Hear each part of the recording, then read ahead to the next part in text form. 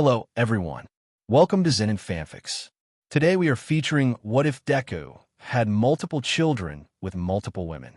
The story is written by Jojoflow on fanfiction.net. Before we start, like the video and subscribe to the channel. Now let's dive into the story.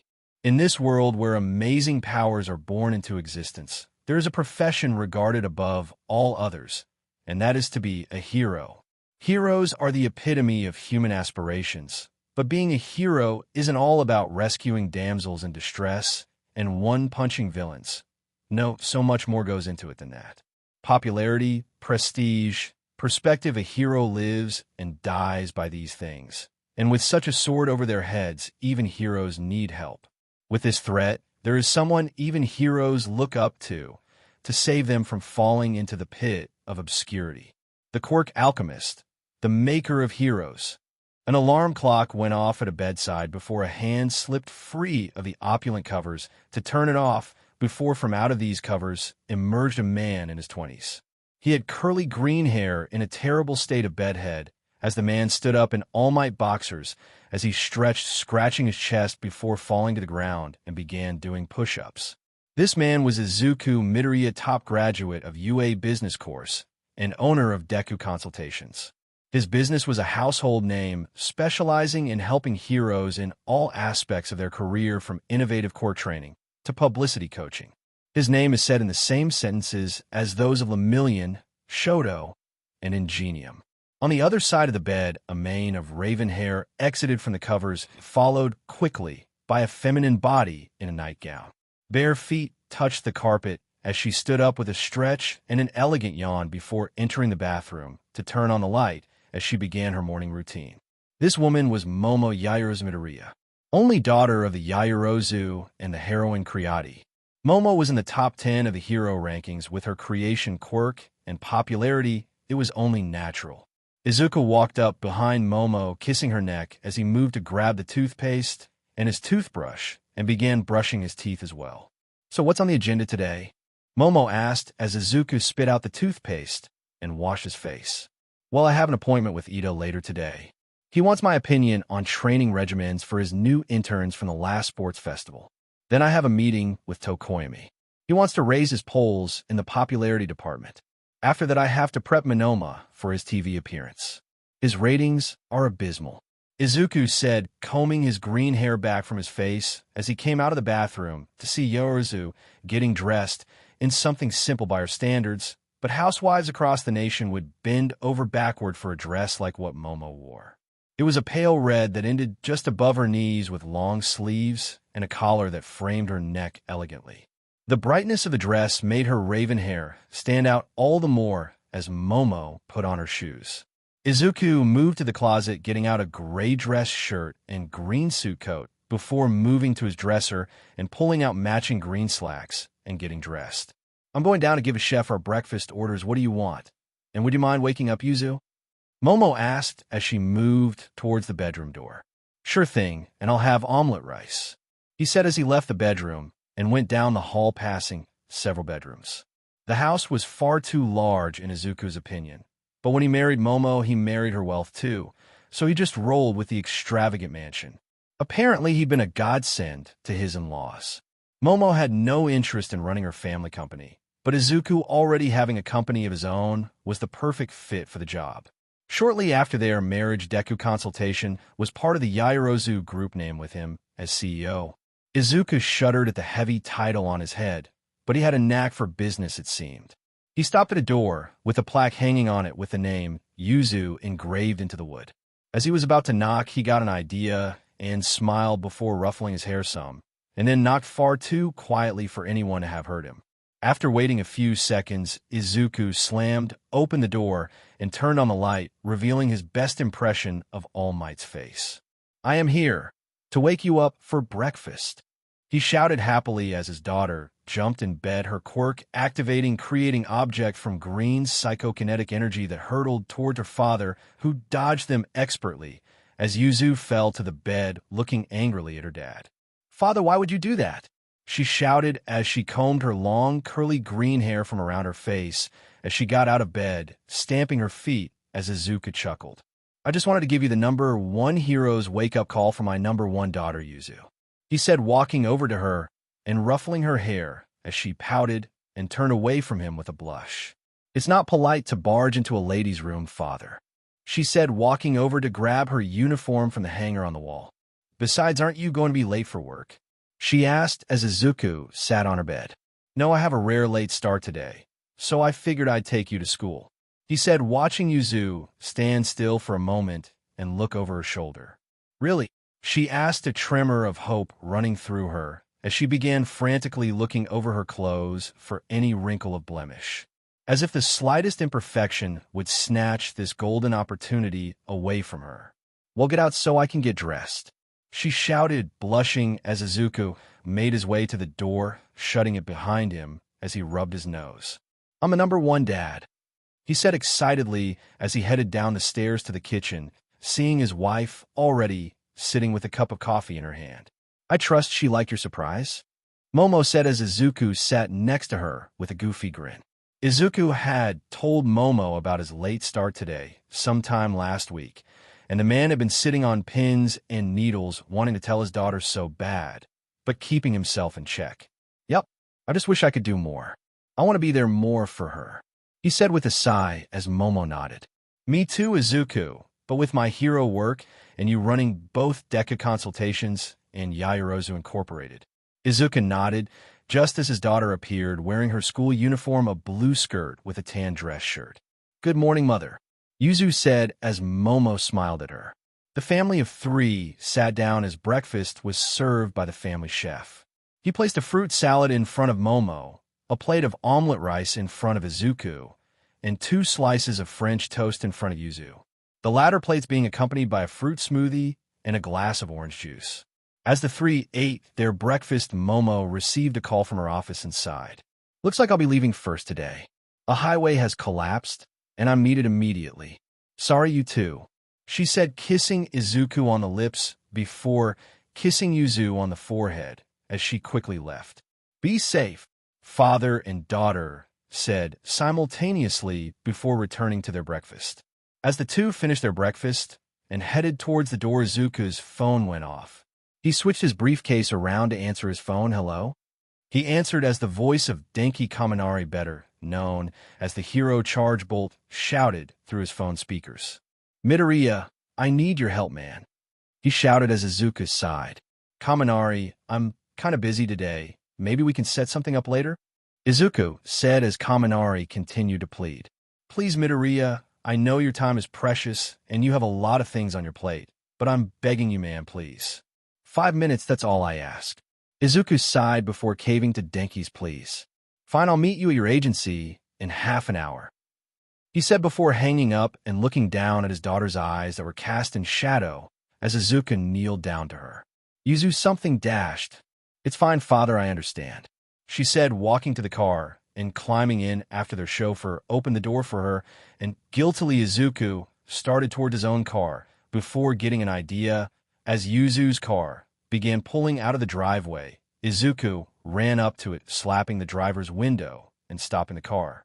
Sir, the driver asked, scared he'd done something to be fired for. Change of plans, I'll be taking Yuzu, Izuku said, going to the back of the car and opening the door. Yuzu, come on, you're coming with me, he said as the little girl's face broke into a smile and she eagerly climbed out of the car following Izuku, who looked at the driver. You have the day off. Spend it well, he said, leaving the driver dumbfounded as Izuku and Yuzu crawled in his car, both buckling up as Izuku pulled out of the driveway into the street. Yuzu couldn't stop herself from smiling. For any other child, having your parent take you to school was probably the norm, but for Yuzu this was monumental. She rarely got to see her parents except on TV and at parent-teacher conferences, which would be lucky to have one of her parents show up. Yuzu watched as her school approached, growing steadily larger in the windshield, sighing inwardly, wishing this didn't have to end. But she wouldn't be greedy. Her parents were doing good work, and she should respect that. But as Yuzu prepared to disembark, her father drove right by the school. At the questioning look on Yuzu's face, Izuku smiled. I said you were coming with me today, and I meant it, Yuzu. You get to spend the day with Daddy, he said with a smile as he and his daughter drove to the Charge Bolt Hero Agency. Izuku parked and retrieved his briefcase as he and Yuzu went inside and up to the reception desk. "Yes, sir," the secretary asked as she looked at Izuku, who coughed nervously. Yes, I'm Izuku Midoriya, here to see Dash." At the mention of his name, the woman immediately shot up. "Oh, of course, so sorry, Mr. Midoriya. Please write this way," she said, eagerly leading Izuku into a meeting room.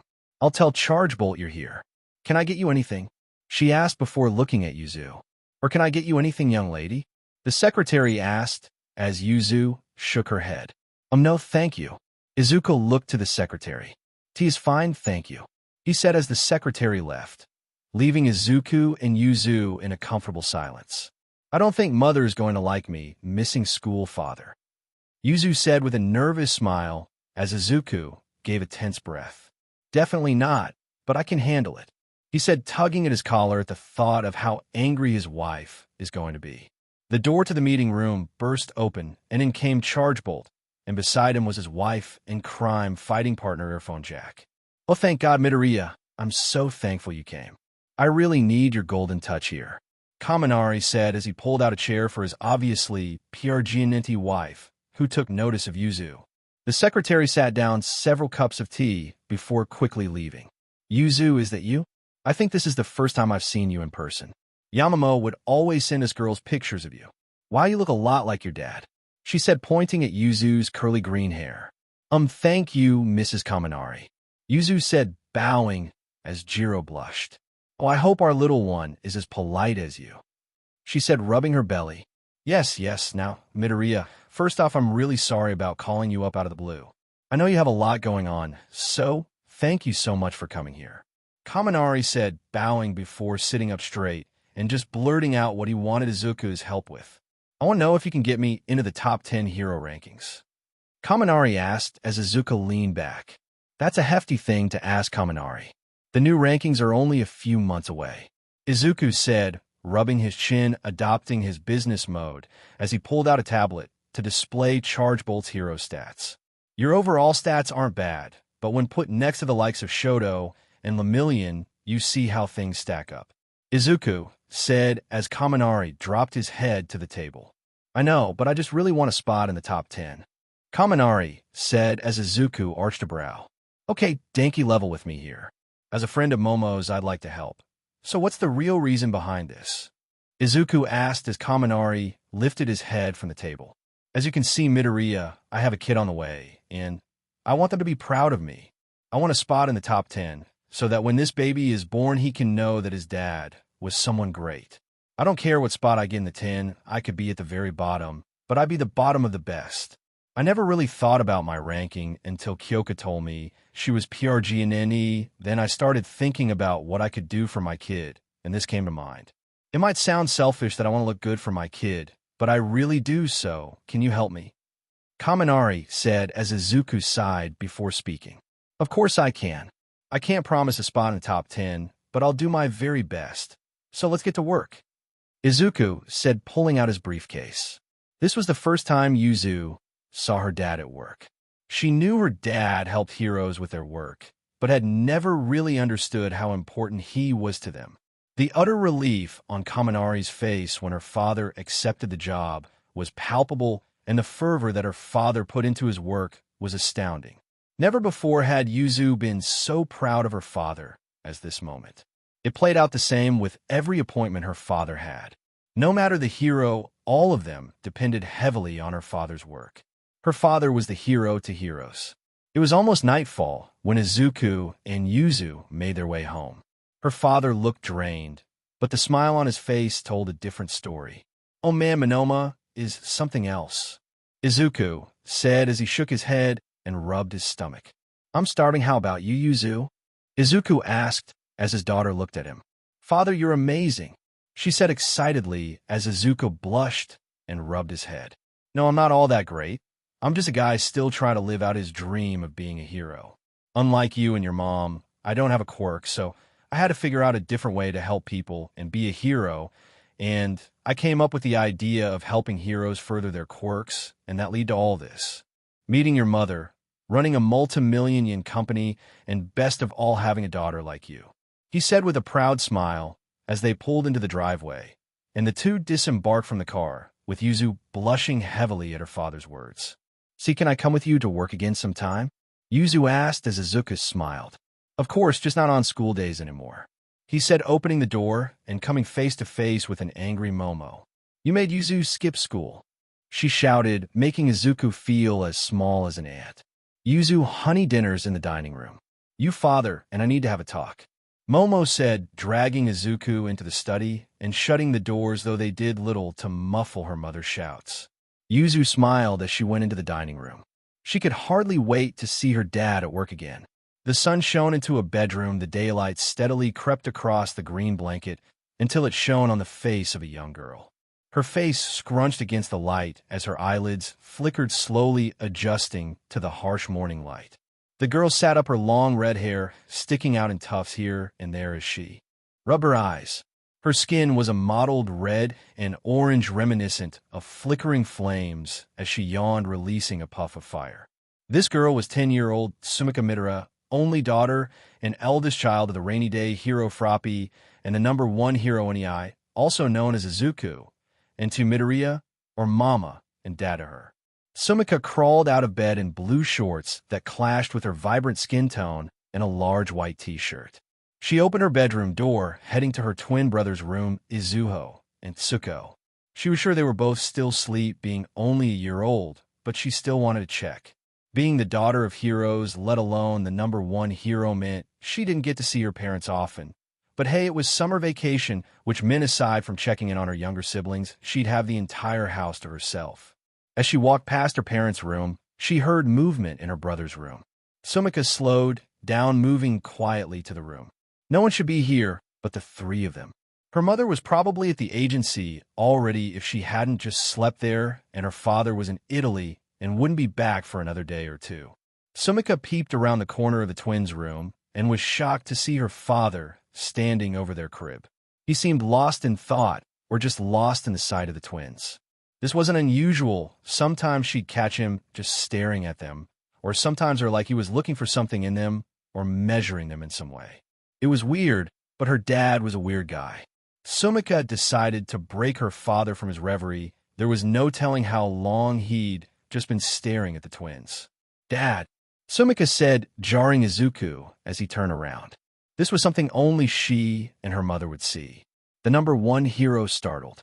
Her father's hair was a brilliant red, just like his father's, and just as curly, though he cut it short in an attempt to manage the unruliness. Izuku was a tall man, a little over 6 feet, and rippling with muscle that was barely contained by his day-old clothes. She just clucked her tongue at the sight of her father's wrinkled shirt and pants. "Sumika, I didn't expect you to be up right now," he said, rubbing the back of his head as he looked back at the twins. "Oh, I took care of the twins, fresh diapers all around," he said with a shy grin as Sumika smiled gently. "Thanks, Dad, I was coming in here to check on them. I thought you weren't supposed to be back until a couple days from now," Sumika asked as her father slowly left the twins' room. "Oh, yeah, well, things went smoother than expected, so I was able to come home early. I got here." Izuku looked at his watch and his eyes bucked. "A couple hours ago," he asked, shocked, wondering if his watch was broken. "Dad, have you just been standing at the twins' crib this whole time?" Sumika asked, a little worried. "Maybe you should get some sleep," she said, but Izuku shook his head. "Oh, I'm fine, I slept on the plane," he said with a smile. "Besides, I want to spend time with you. What do you say we WHBF some breakfast together? Make it a father-daughter day," he asked, smiling like a child ready to show off a new trick. "I don't know, Dad. I was kind of just going to—" Sumika watched as her father began to deflate before her eyes. His disappointment was palpable. "I understand you probably want to go hang out with your friends. I don't want to get in your way or anything. I'll just hang out with the twins. We'll have a boys' day or something whenever they wake up," he said, trudging towards the living room. Sumika was caught between sighing and laughing. It was at times like this that she couldn't believe her dad was the number one hero. No offense to her father, but it was just so hard to equate the pouting man before her to the symbol of peace she saw basically everywhere. From TV to video games and clothes, he was a paragon, but right now he was just her dad, desperate to spend time with her. "You know what, Dad? Breakfast sounds nice," she said, and watched her dad inflate and flashed his award-winning smile. "Great!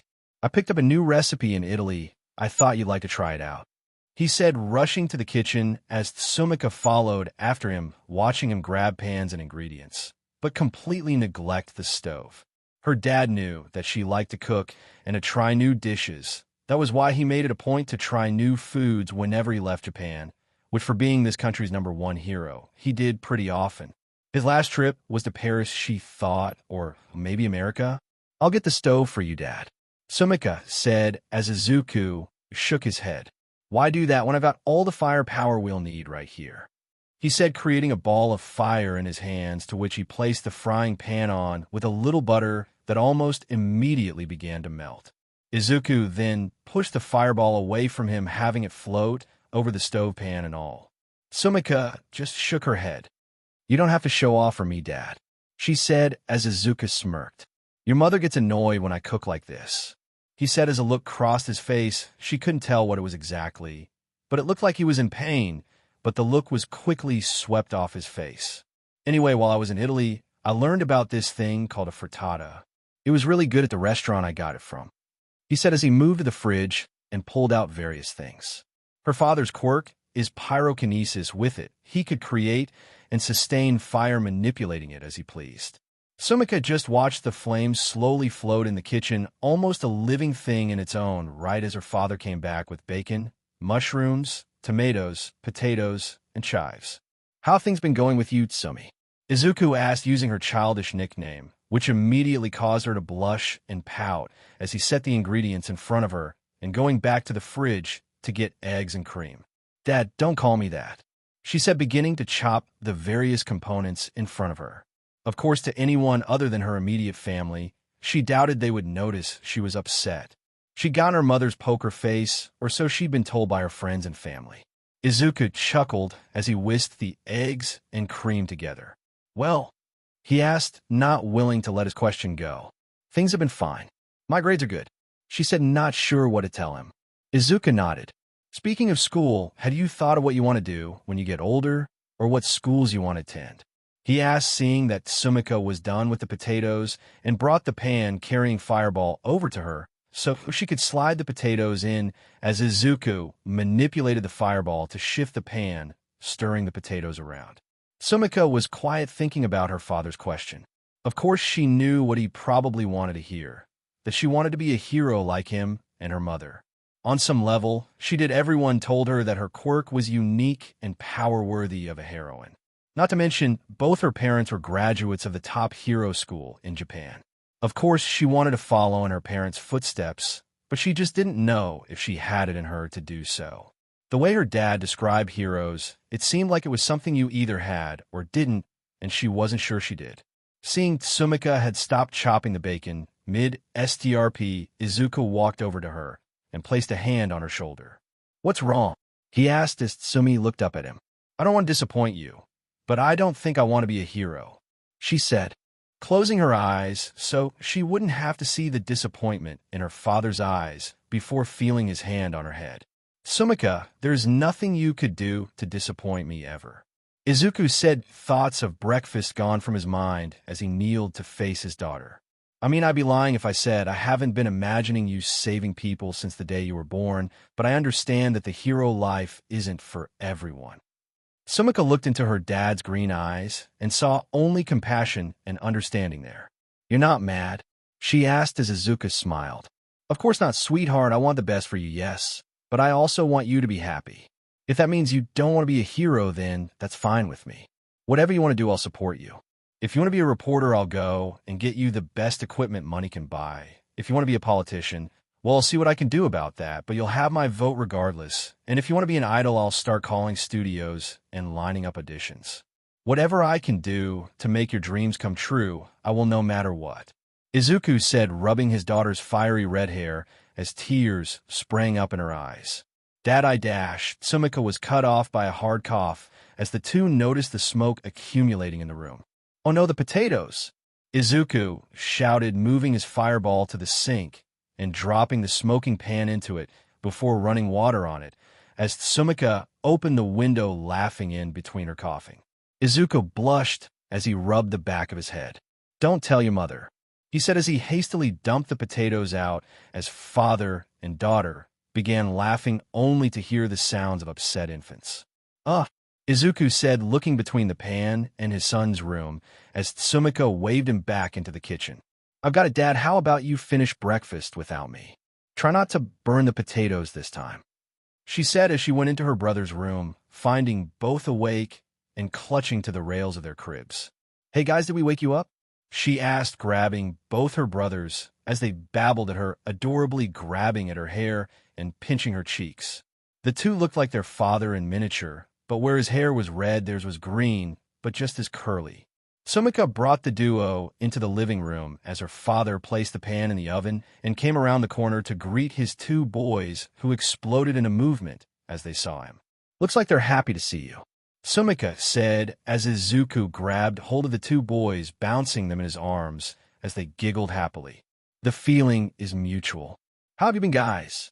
Izuku asked as the boys moved and jabbered at him, causing Izuku to laugh. Well, that's great. I hope you've been taking care of your mom and sister, he said, giving Sumika a wink as she stuck her tongue out. The quartet fell onto the couch, drinking in the bliss of familial bonding until Izuku went to the kitchen to retrieve the frittata. He placed it on a serving dish, sliced it like a pizza, grabbing a slice for both himself and Tsumi. They began to enjoy their breakfast, feeding bits of thoroughly cooled egg to the youngest of the Midoriya clan and just having fun with each other. Thanks for letting me stay over, Achiko. I just wasn't sure about seeing Izuku yet, but I'll be fine now, Sue said, giving the brown-haired woman a hug as she left to return to her own home. Sue loved her husband, but she wasn't sure if she could continue watching him run himself ragged. It was fine when he was here in Japan, but lately his fame had grown to the point that he was rarely in the country, let alone with their children, and after that last fight, she didn't think she could take anymore. Sue opened the door to their home, a dead giveaway that her husband was home. He never locked the door. Who's crazy enough to break into the #1 hero's home? He said. Sue rounded the corner and found the last thing she expected to see. Her husband was on the couch, fast asleep under a blanket of their 3 kids. At that moment, all her irritation drained away from her as he moved to kiss her husband on the cheek, watching him give a gentle smile before doing the same to their children as she slowly made room for herself in the pile of bodies. She wasn't the least bit tired, of course, but she couldn't resist being a part of this. In the field behind Nabu Middle School stood a group of boys in a circle surrounding one boy in the center. The boy had curly purple hair to the point it could only be called bushy. His purple hair covered his eyes, and the boy was dressed in the uniform of the school. Although it had been stretched to the point, it was baggy on the boy's frame. The most defining characteristic was the long earlobes he had, and on the end of these lobes were earphone jacks. The left earlobe was pierced 3 times with gold earrings. He stood with his hands in his pocket as one of the boys approached the singular lad. So you the new kid, hun? The one everybody shits their pants about. This boy was older than the boy he was talking to and looked down at him as the kid shrugged. I guess, the kid said, raising his head, revealing one of his green eyes from behind his purple locks. I don't see why that's any of your business, though. He ended his statement as the upperclassman grit his teeth. Looks like I'm going to have to teach you a lesson, smartass. Guys, hold him while I give him a crash course in middle school etiquette. 2 boys approached from behind, the purple-haired kid laughing a little before the boy's earlobes stretched out, piercing one in the stomach, and the other was driven right into the ear of the other as vibrations were shot straight into them. The one who had his stomach prodded fell to his knees and vomited as the other simply passed out from the sound overload. What the upperclassman said before feeling a fist land in his stomach, dropping him to a knee as he clutched his stomach. That's better, show some respect. I'm Kazuki Midoriya, and I don't take SHD from bootlickers like you. He shouted before driving his foot into the upperclassman's face and then looked at the rest of the gathered boys. Does anybody else want to have a taste? He asked, raising his hand as all the boys ran towards him. Kazuki smiled as he jumped into the brawl. Kazuki walked out of the field and grabbed his bag. Let that be a lesson to you pussies. Don't mess with Midoriya-sama, he said, spitting out a bit of BLD as he walked away from the scattered bodies of his unconscious classmates. The sun was setting, casting his shadow all the way across the street. His body hurt, but it was worth it. He needed everybody to know that he wasn't anybody's punk. He rounded the corner and ran into someone and growled as he rubbed his sore nose. It wasn't broken, but it definitely hurt. Watch where the hell you're going dash. Kazuki clapped his mouth shut as he looked into the face of the hero earphone jack, his mother. He sighed as she looked him over. He had hoped he could get home and clean up before his mother saw him, or his father. What did you say, Kazuki? His mother demanded, looking him over, and shook her head. You got into another fight again, didn't you? She shouted as Kazuki looked away, only to have his mother grab his chin as she squatted down to look at him. She cleared away the hair from his eyes so they could clearly look eye to eye with him. Didn't you? She asked again as Kazuki rolled his eyes. They started it, was his only answer as Chosa huffed, standing up and grabbing hold of his hand. This was your first day in your new school, and already you've started a fight. I don't understand. Kizu, why are you causing so much trouble? She asked, dragging him towards her car. What is your father going to say? She asked as she pushed him towards the passenger door and climbed into the driver's seat herself. Nothing like always, he said, looking out the window as Chosa sighed. Is that what this is about? You want attention, Kizu? There are better ways to get people to notice you, you know? You're a smart kid, and you're talented in almost everything you do. So why is it that all you want to do is pick fights? She asked, shaking her head. You're just like your father, she said, which galvanized Kazuki into speaking. He'd been happy to let his mother lecture and rant at him for the entire car ride, but he would not let that one go. I'm nothing like him. All he cares about is his precious school and all his awards. That's all he's got. Nobody would ever look at a quirkless nobody like him otherwise. He shouted, only to feel his mother slap him across the face. He'd been hit harder for sure, but the emotional weight of that slap was tantamount to being hit with an elephant. Don't say that. Your father is a good man, and no matter what you think, he cares about you. I just wish you understood that, she said as they pulled up to their house. I have to make my patrols, so I'll be back later. Do your homework, and as punishment, clean out the storage shed. I will check to make sure when I get back, she said as Kazuki got out of his mother's car and made his way into his home. He shut the door and heard his mother's car drive off. He sighed as he walked to his room and tossed his backpack on his bed. Joke's on you, Mom, I already did my homework, he mumbled as he headed to the back door to get to the shed, but as he did, he looked at the walls of the hall, seeing family pictures adorning them. There was the photo of his parents' marriage, pictures of him at various ages, and then the most plentiful pictures were of his dad at various events. There was the picture of his dad at one of his book signings, shaking hands with a famous hero he had apparently inspired. Several pictures of his dad with different classes of his students, and finally the picture of his father shaking hands with the former principal of UA as he took his place. That was his father, Izuku, Midoriya, principal of UA. The school had arguably been the best school in the country for heroes, but when his father took over, that title was undisputed. UA is the best hero school in Japan. Their entrance rates are abysmal, but their graduates all go on to be the best heroes. His dad was responsible for guiding the future of heroics, and the cherry on top was that his father was quirkless. Kazuki stared at the picture a few more moments before heading out the back door to the shed and dragging a large trash can with him. He unlocked it with his key and opened the doors as a cloud of dust erupted from it. He coughed, waving his hand in front of his face to dispel the miasma, and looked inside. The shed was full of mostly his old man's junk. Much to his chagrin, his mother was right about his old man and him being good at everything they do. He knew that his dad could play just as many instruments as his mother. He was an accomplished author on quirk innovation, and he even consulted on support items. Kazuki growled as he picked up several old devices his father hadn't touched since he was born and threw them into the trash can, followed by illegible blueprints as well as broken tools. It was like a landfill in here, some of this stuff. He had no idea what it was or could have been. Kazuki picked up a box to carry it towards the light of the open door, but the box hadn't aged well, and the bottom fell out of it, depositing its contents on the floor.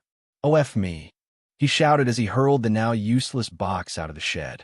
Kazuki got down on his knees to sift through the contents. Most of it was junk, mostly notebooks on old heroes, but in this pile of nerd trash, there was a photo album. "What's this?" he asked, sitting down and opening the cover to find a picture of his father as a newborn.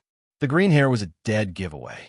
"Oh great, Pops, you're a narcissist too, though I shouldn't be surprised," he said, flipping through the pages, seeing his father age before his eyes. He stopped at the picture of his father at his middle school entrance ceremony. Izuku had bright green eyes and a wide smile that crinkled his freckles. Kazuki saw his grandparents as well. His grandmother, ever the lovable marshmallow she always was, and his grandfather, the hard-working businessman. "Guess Pops takes after you, Gramps," Kazuki said as he turned the page and bit his tongue. "What the hell?" he shouted, looking at the boy in the picture and comparing it to the picture before. "Who the hell is this?" he asked as he pulled the picture out and turned it over to see what was written on the back. He was shocked at what he saw. Izuku, age 15. This was his old man? He thought, turning the picture over. His father's hair was long down to his shoulders, with some of it covering his right eye. He was wearing a t-shirt revealing that his entire left arm was covered in a tattoo reminiscent of dragon scales with a skull on his forearm. Both Izuku's ears were pierced starting from the lobe and curving up the outside of his ear. He had on a pair of gloves with studs around his wrists, black jeans, and heavy boots. "There's no way this is my old man," Kazuki said, turning the page, and saw another picture of his dad. He was wearing different clothes, and his hair was pulled into a ponytail, but it was still the same man. This picture was accompanied by a newspaper clipping. "Massive altercation ends with dozens and hospital suspects still at large." From what he could see, Kazuki counted at least 14 unconscious teenagers in the photo. There were more clippings as well. Vandalism on a massive scale. In the clipping was a picture of Alder Middle School. The building had been painted with a giant skull covered in green flames. Local gang has dominated the Kamino area. There is a blurry picture of several individuals running from the police. Kazuki was enthralled as he continued flipping pages, seeing more of his dad's handiwork. "This is amazing. I can't believe Pops did all this," he said with a smile, before frowning. "Wait, he did all this, and Mom's on my butt about getting into a fight? Where's the justice in that?" he asked, forgetting about cleaning the shed, and carried the album into the house to wait for his father. His dad was a lot of things, but he always made it home around the same time and looking at the clock that would be soon. Izuku walked into the house with a stretch as he heard his back pop.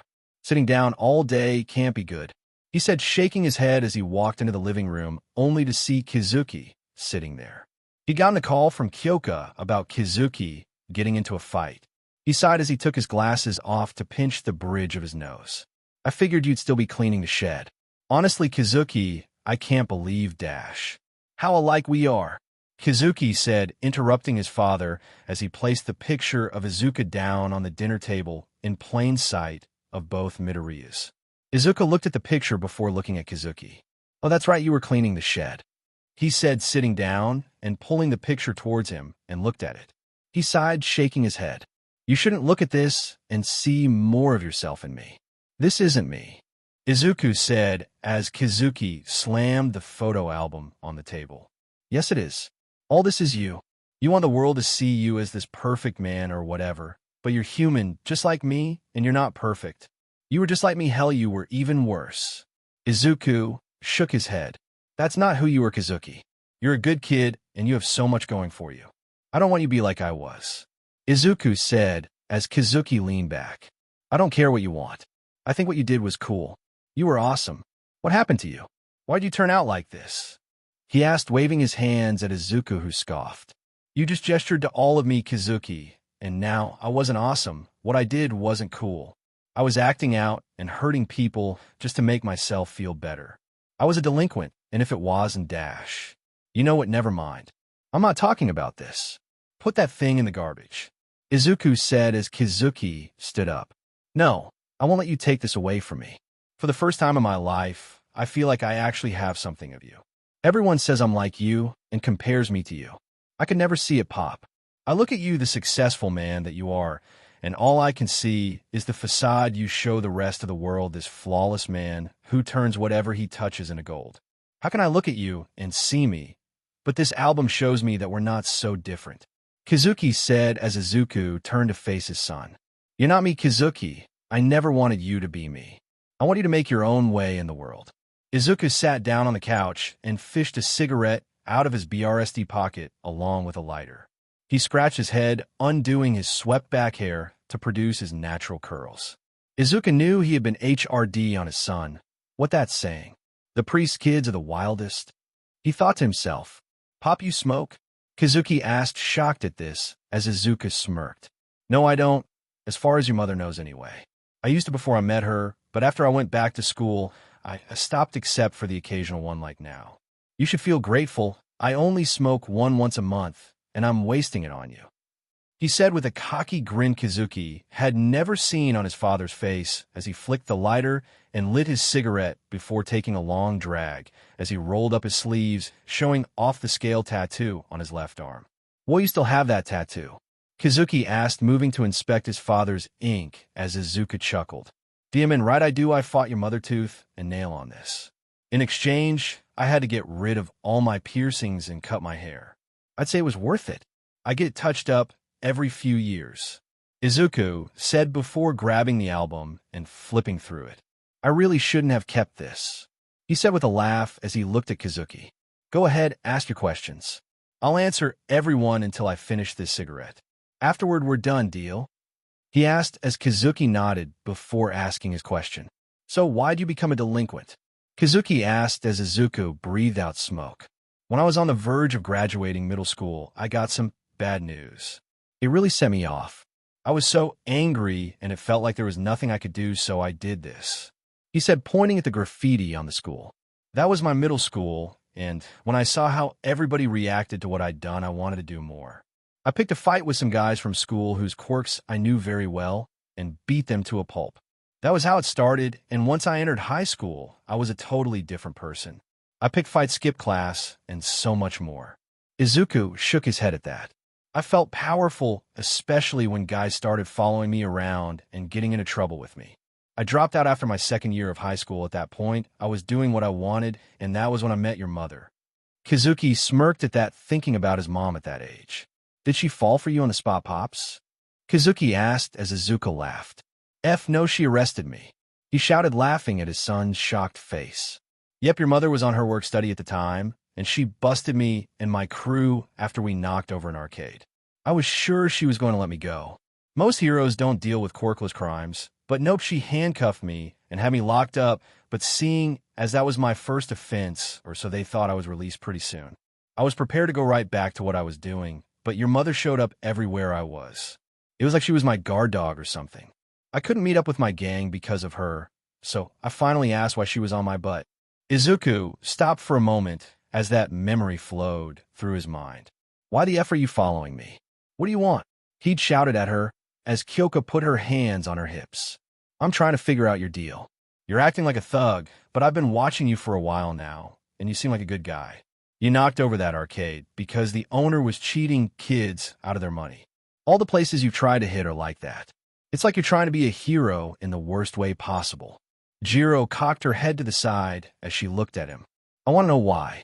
Izuku shrugged at her words. It's none of your goddamn business. Go sign autographs or whatever.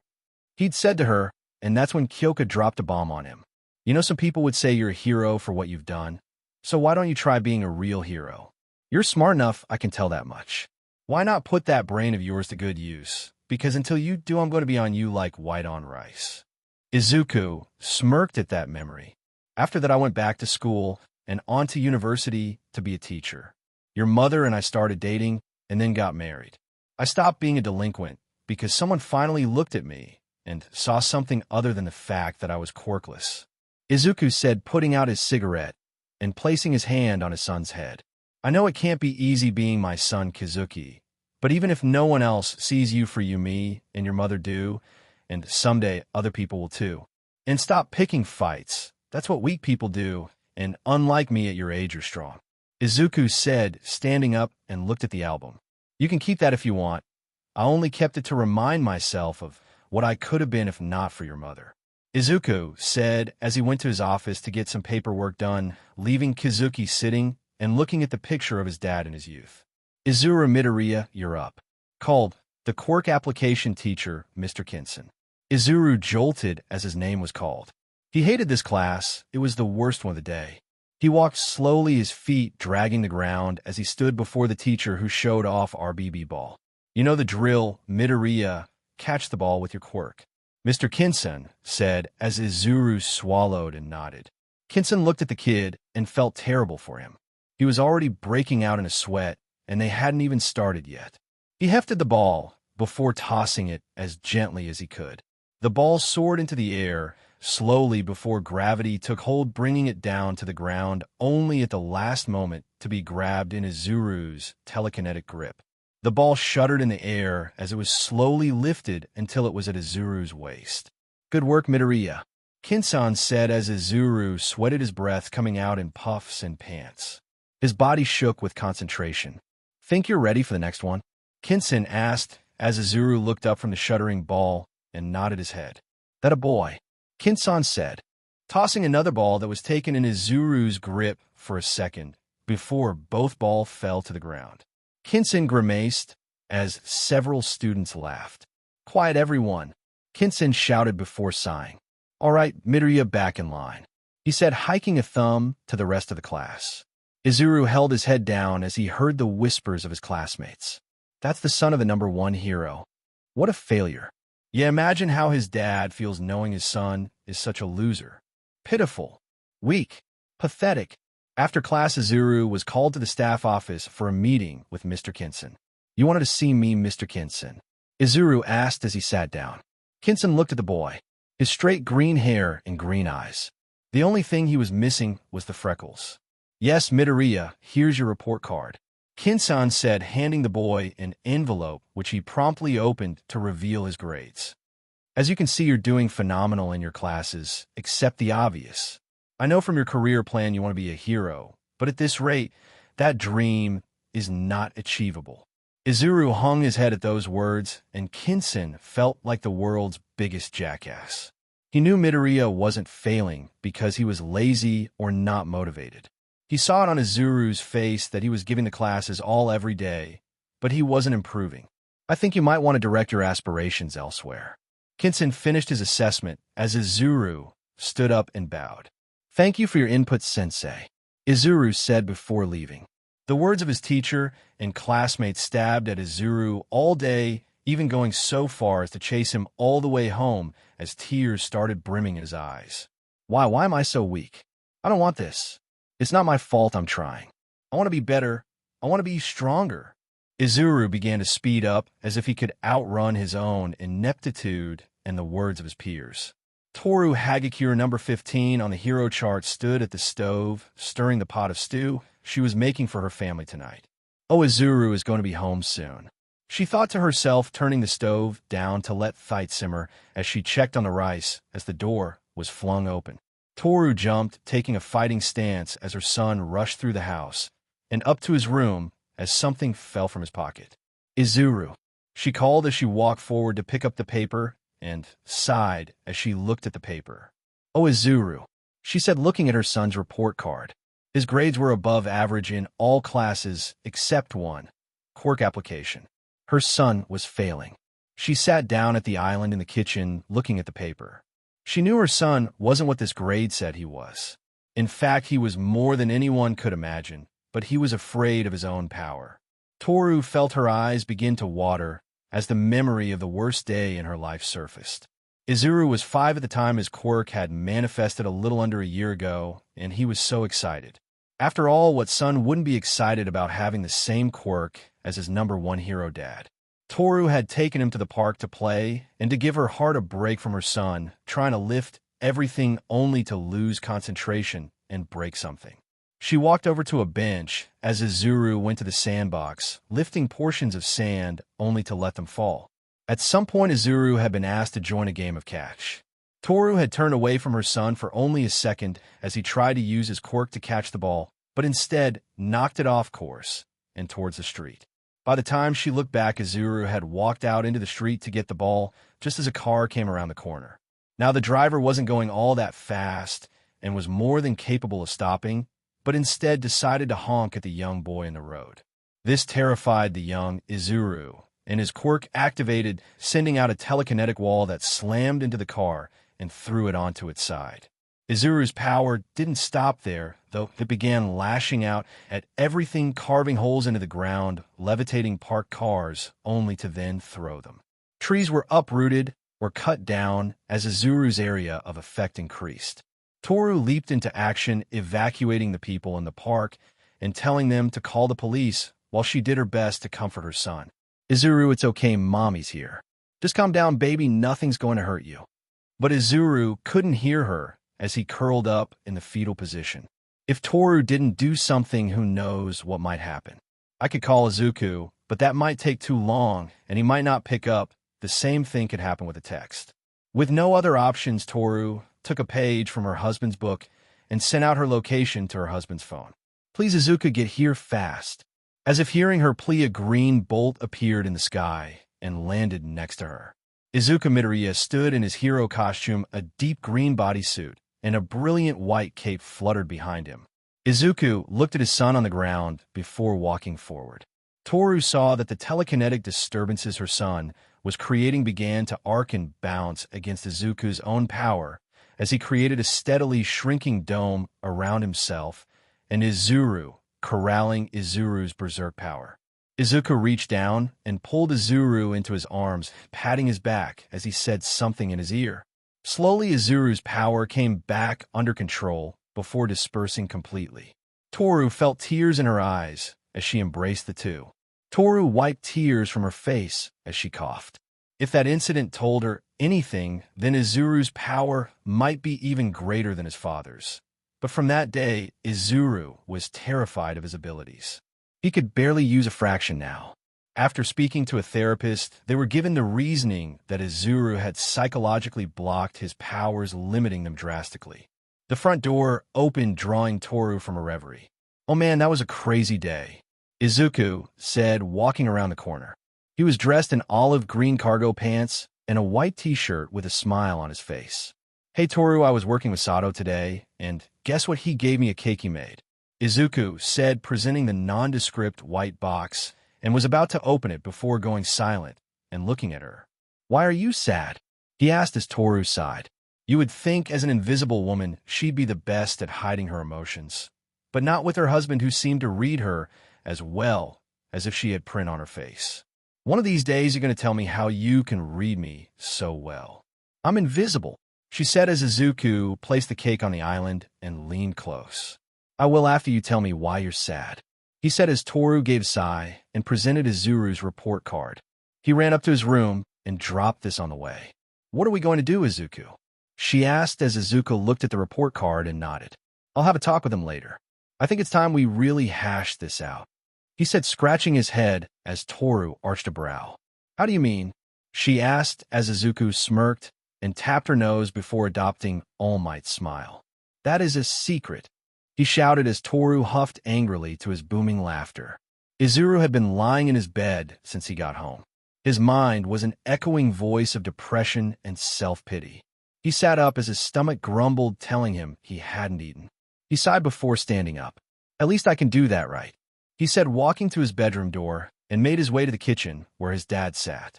Izuru felt more weight settle on his shoulders as he looked at his father. Imagine how his dad feels knowing his son is such a loser. Those words nearly tore the wind from his lungs. "MHA Otusen," he said, waving his hand weakly as Izuku stood up and walked over to him. "Come with me, son," Izuku said, keeping his face blank as he did so, and headed to the door.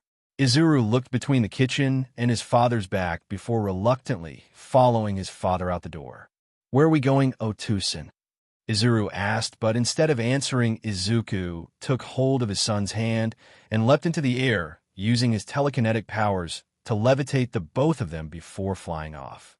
Izuru clutched to his father's side as they soared over the city. He never knew how his dad was able to use his powers so effortlessly. Apparently, levitating oneself is an incredibly difficult task, and yet his father could fly at inhuman speeds with his telekinesis. Yet another thing he could never hope to do. His father landed on the sand of a beach as Izuru pulled away from his side. He looked at the pristine white sand as the moonlight shone off the lapping waves of the ocean. His dad sat down on the sand before Izuru did as well. What are we doing here, Otusan? Izuru asked as Izuku cast a green eye over to his son. Izuru apparently had his mother's eyes, seeing as his were as blue as a cloudless sky. We're here to talk about you, Izuru. I saw your report card. His father explained as it felt like an anvil had dropped into Izuru's stomach. You're doing really well in all of your classes except quirk application, and I also know why that is. Izuru grit his teeth. Dio Tusen? You have no idea what it's like to be me.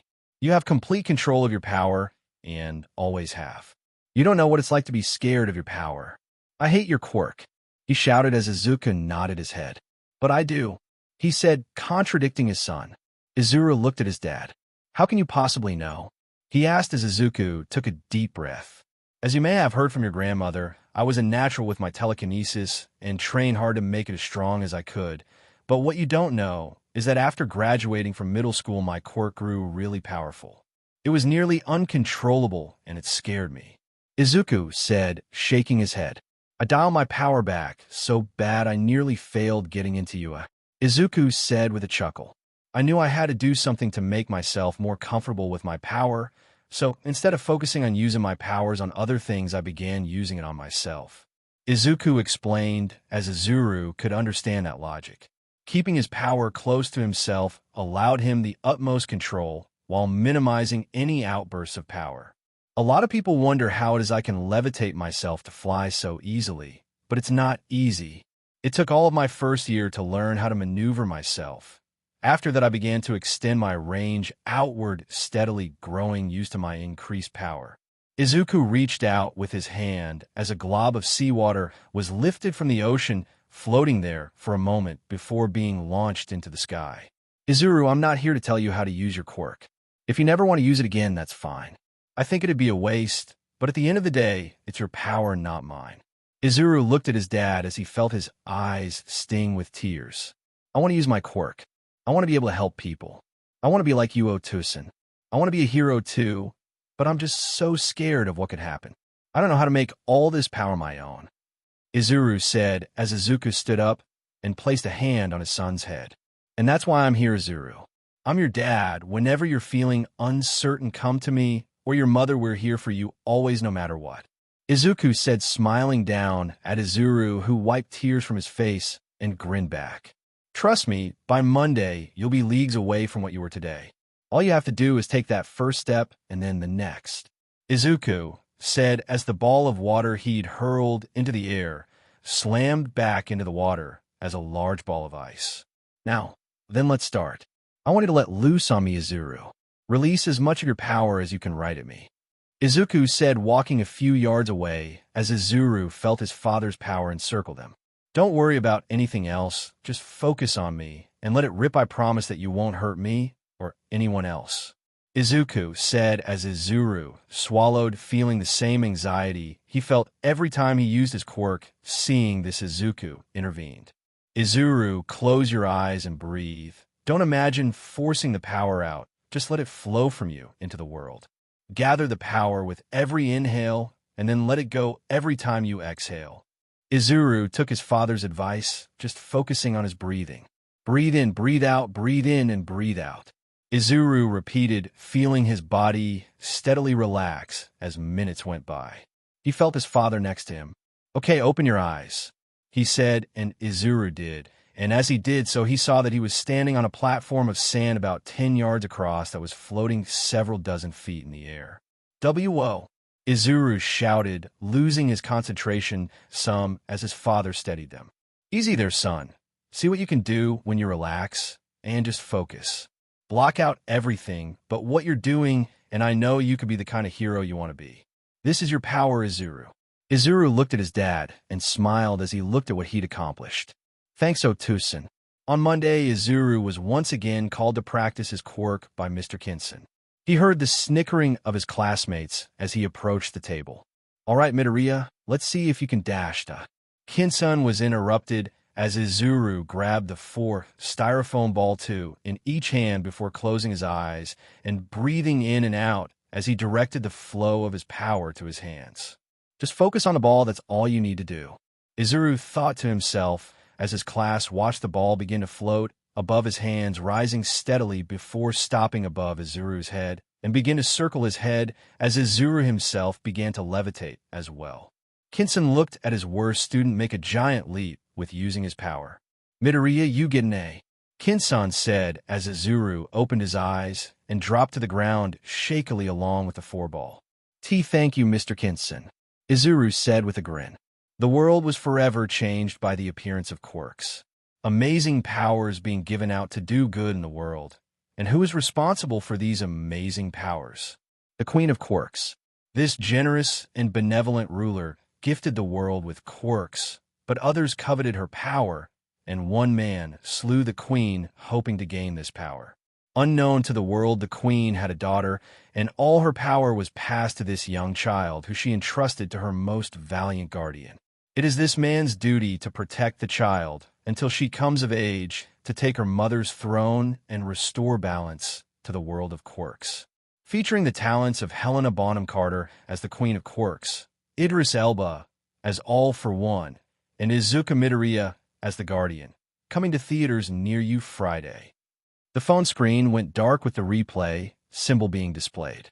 "Oh my God, this looks so good," shouted a girl with straight blonde hair and in a school uniform as she kicked her legs on the desk she sat on. "And Izuku looks so hot," she squealed as her fellow classmates agreed. "God, yes, that curly green hair that you want to run your fingers through." One girl with purple hair and freckles added, "Forget the hair, I want to run my tongue over his six-pack. I bet he tastes like pure euphoria dipped in chocolate." Another added, her snake-like tongue slithering between her pointed teeth as she did so not notice the presence behind her until she spoke. A girl with curly maroon hair stood behind the snake-like individual.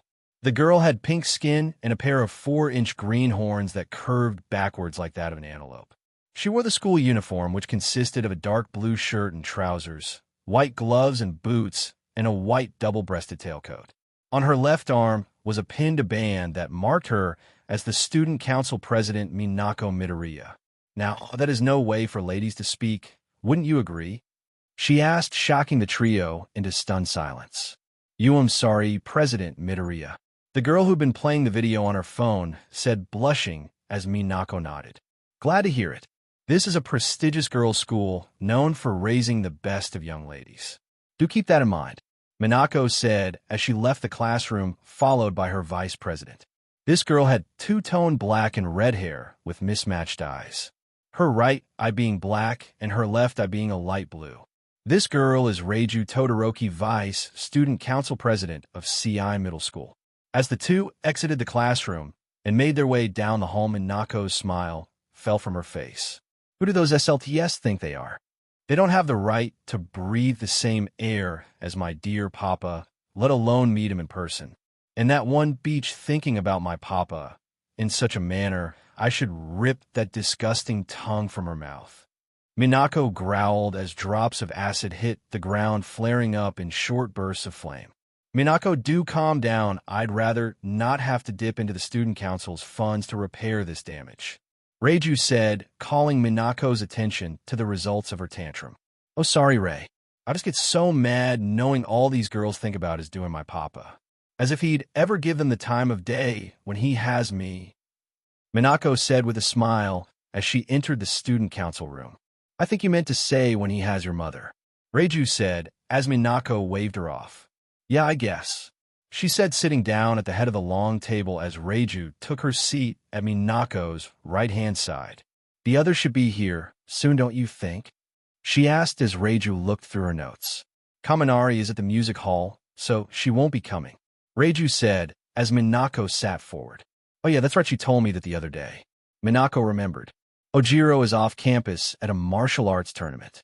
So far she's doing quite well, I hear," Reiju said, showing a picture of Ojiro knocking a girl out of a ring without apparently touching her. "What do you expect from the daughter of a martial artist? Though isn't it kind of cheating since her tail's invisible?" Minako asked as Reiju shrugged. "Guess not, they allowed her in." "Azui is also off campus at a swimming competition," Reiju said, putting her papers down as Minako stood up. "Well, if it's just you and me, I say we call it a day," Minako said as she stood up from her chair, and Reiju nodded. I suppose you're right, not like we can handle any real issues without the rest of the student council. Would you like to go anywhere after school, Minako? Reiju asked, as the president shook her head. Thanks for the offer, Rei, but I think I'm going to just head home for the day. See you tomorrow, she said as the two girls embraced before parting ways. Minako made her way home thinking about her father. You should be home soon. Papa said that after the trailer aired, he'd be home soon after that. Izuku had been in the UK on the set of The Guardian, his third starring role movie so far. Her father was a movie star and a DM good one, touted as the best young actor of this generation. She smiled at this, feeling a blush on her face as she basked in the pride of her father's prestige. She walked into her home and looked around. Guess Mom's not home, she said as she sat down at the table to do her homework.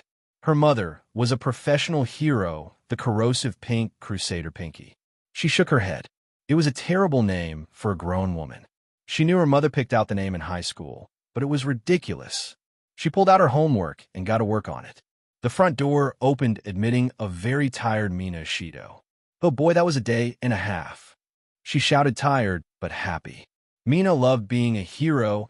It was her calling in life, much like her husband's calling was the big screen. She walked into the living room and saw her daughter sitting there. She smiled tightly. Minako and she shared the same skin tone and eyes, and not much else. Or so that's how her daughter liked to portray herself. Mina loved Minako, and she was sure her daughter felt the same, but they didn't get along. Not to say they were in constant shouting matches or something, it was just a distance between them that Mina couldn't seem to close no matter how hard she tried. Hey, Minako, Mina said, coming up to her daughter and looking over her shoulder. What you working on? Mina asked as Minako stopped her pencil for a split second before starting to move again. History was her one-word response as Mina went to the fridge and pulled out a beer. There was nothing like a cold one after a long day's work. She sat down next to her daughter. Anything I can help you with?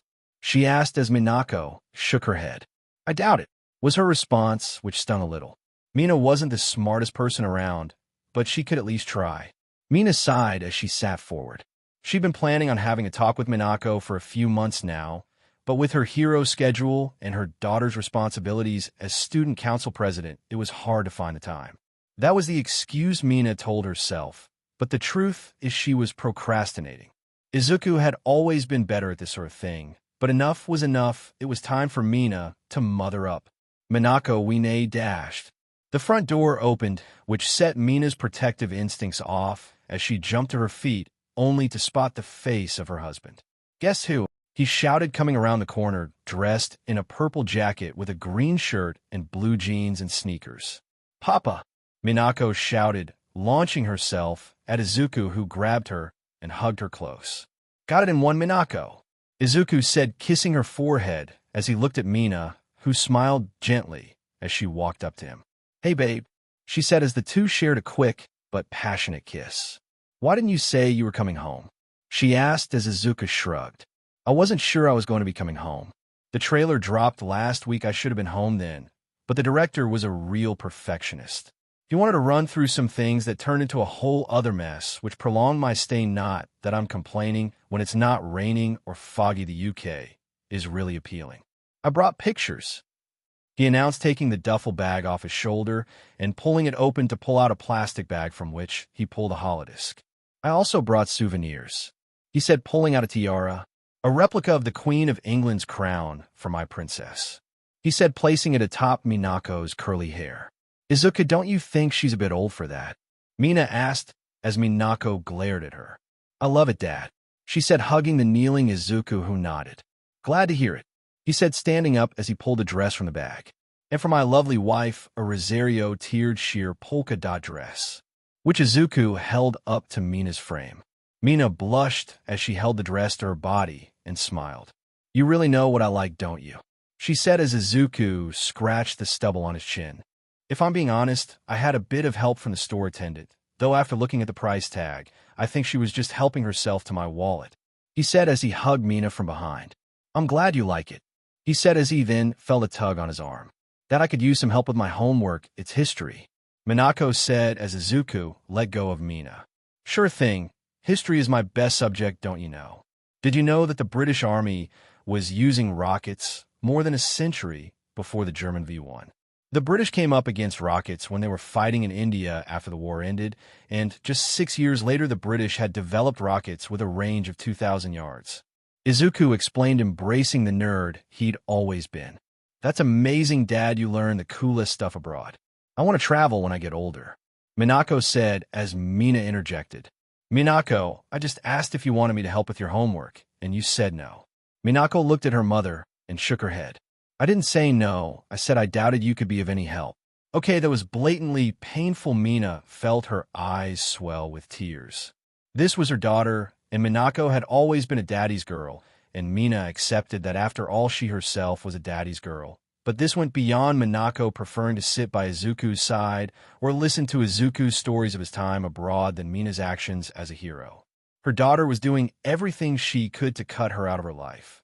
The dam finally broke as Mina ran to the bedroom and slammed the door. Minako watched her mother go before looking at her dad. So, can you help me now, Dad? She asked, only to see her father looking down at her with a very disappointed look. Minako, why do you say that to your mother? He asked, pulling his hand from her so he could stare at her full on. Minako had never seen her dad look at her like this.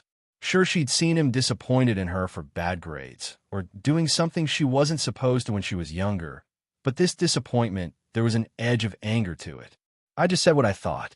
Mom isn't that great at schoolwork. You were always the one to help me with my homework. Izuku's face didn't change as he looked at her. Sit down, Minako, we need to talk. He said, taking a seat on the couch as Minako took the opposite end. Your mother's told me what's been going on. You've been really cold to her. He says as Minako shook her head. I've just been busy, and so has she. It's not my fault we don't spend a lot of time together. Minako said as Izuku sighed. I saw this happening, but I thought it was just something you'd grow out of, but you haven't, and your mother's been really patient with you. But enough is enough, you're hurting her feelings, Minako. Izuku said as Minako clenched her fist. That's not my fault, she just doesn't get me. You and me, Papa, were alike, and I like that I could talk to you about anything, and I know you'll understand, but Mom never does. She doesn't understand me. We have nothing in common, she said, crossing her arms as Izuku nodded. She can't understand you if you don't let her, Minako. Your mother wanted you more than anything in the world. Izuku said, leaning back. I did too, of course, but your mother put everything she had into having a baby. She even stopped being a hero for a while. This was back when I was just doing small parts in TV shows and straight to video movies. When you were born, your mother couldn't have been happier. They had to sedate her just to get you out of her arms so she would sleep. She'd hold you and just stare at you like she could see the entire universe in your little body. Izuku said, smiling as he looked at Minako. You're everything to your mother, but as you grew older, you seemed to gravitate more to me, which made me happy and terrified. I'm pretty sure your mother is the reason my movie career took off so well. She wanted me out of the house so she could have you all to herself. Izuku chuckled to himself as he looked at Minako. Your mother isn't perfect, and neither am I, Minako.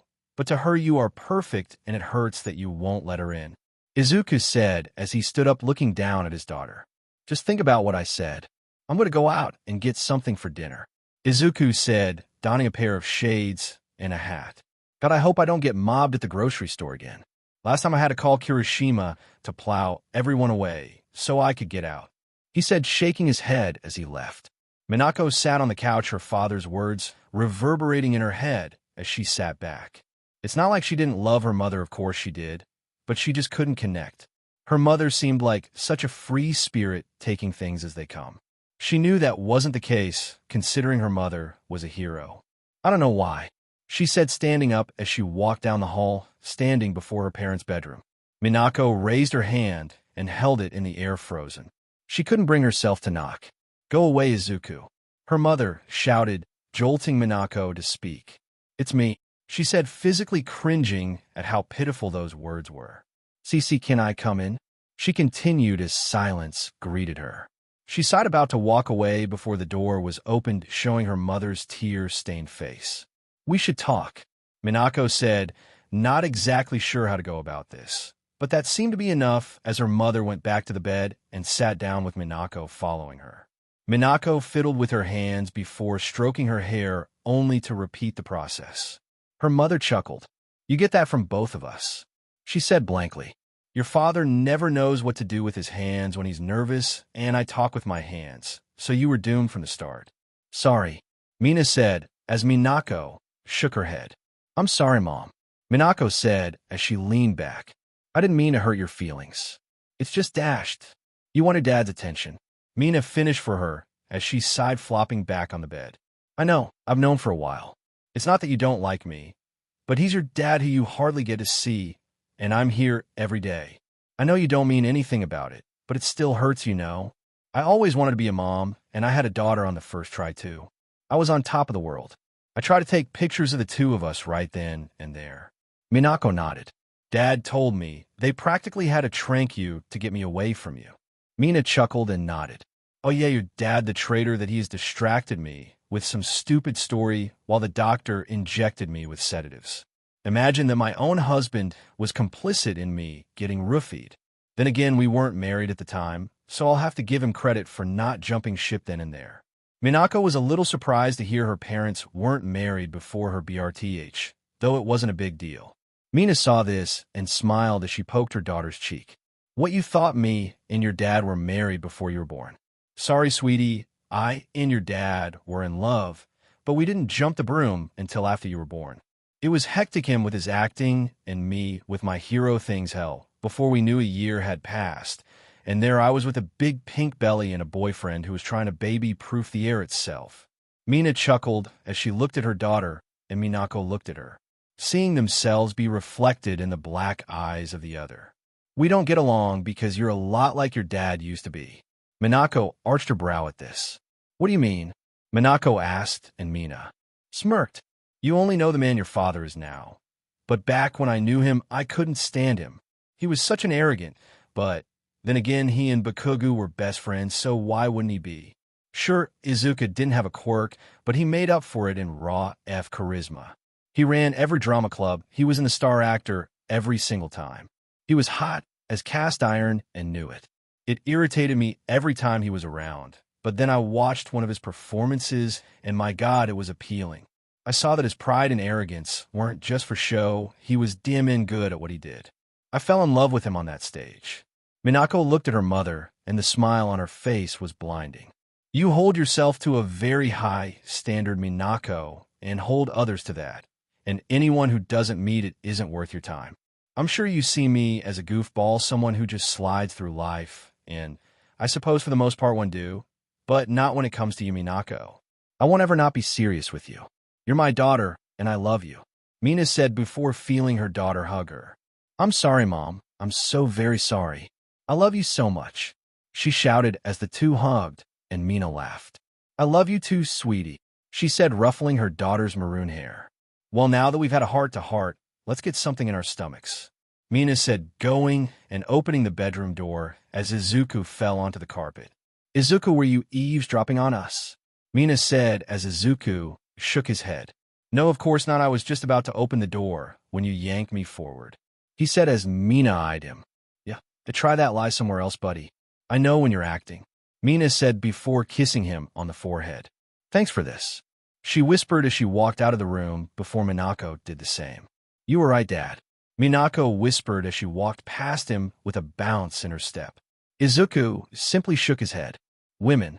Izuku Midoriya, number 1 hero Deku, and symbol of peace, lay in bed sleeping peacefully next to his wife and fellow hero Achiko Midoriya, also known as Uravity.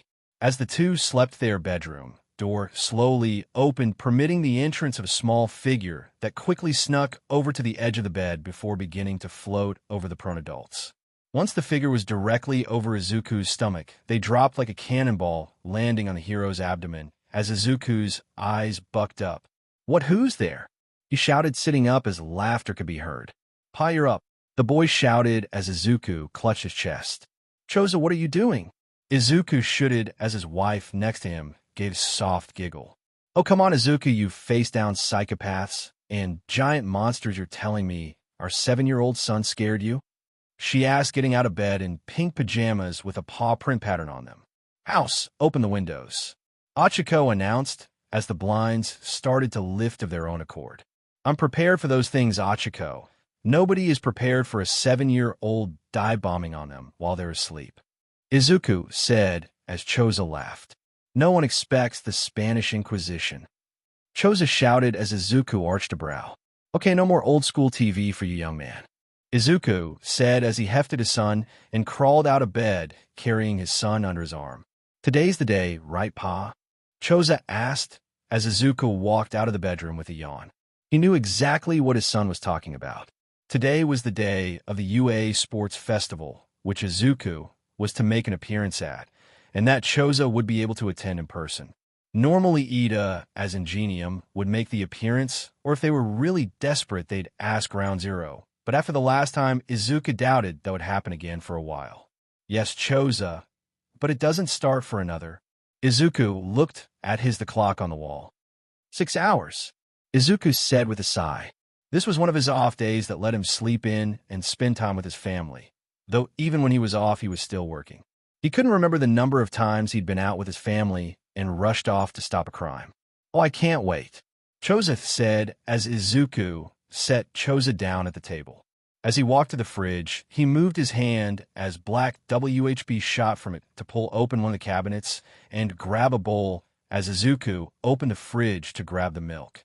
The bowl was slung onto the table in front of Chosa as Izuku turned around with the milk as he reached for a bag of cereal.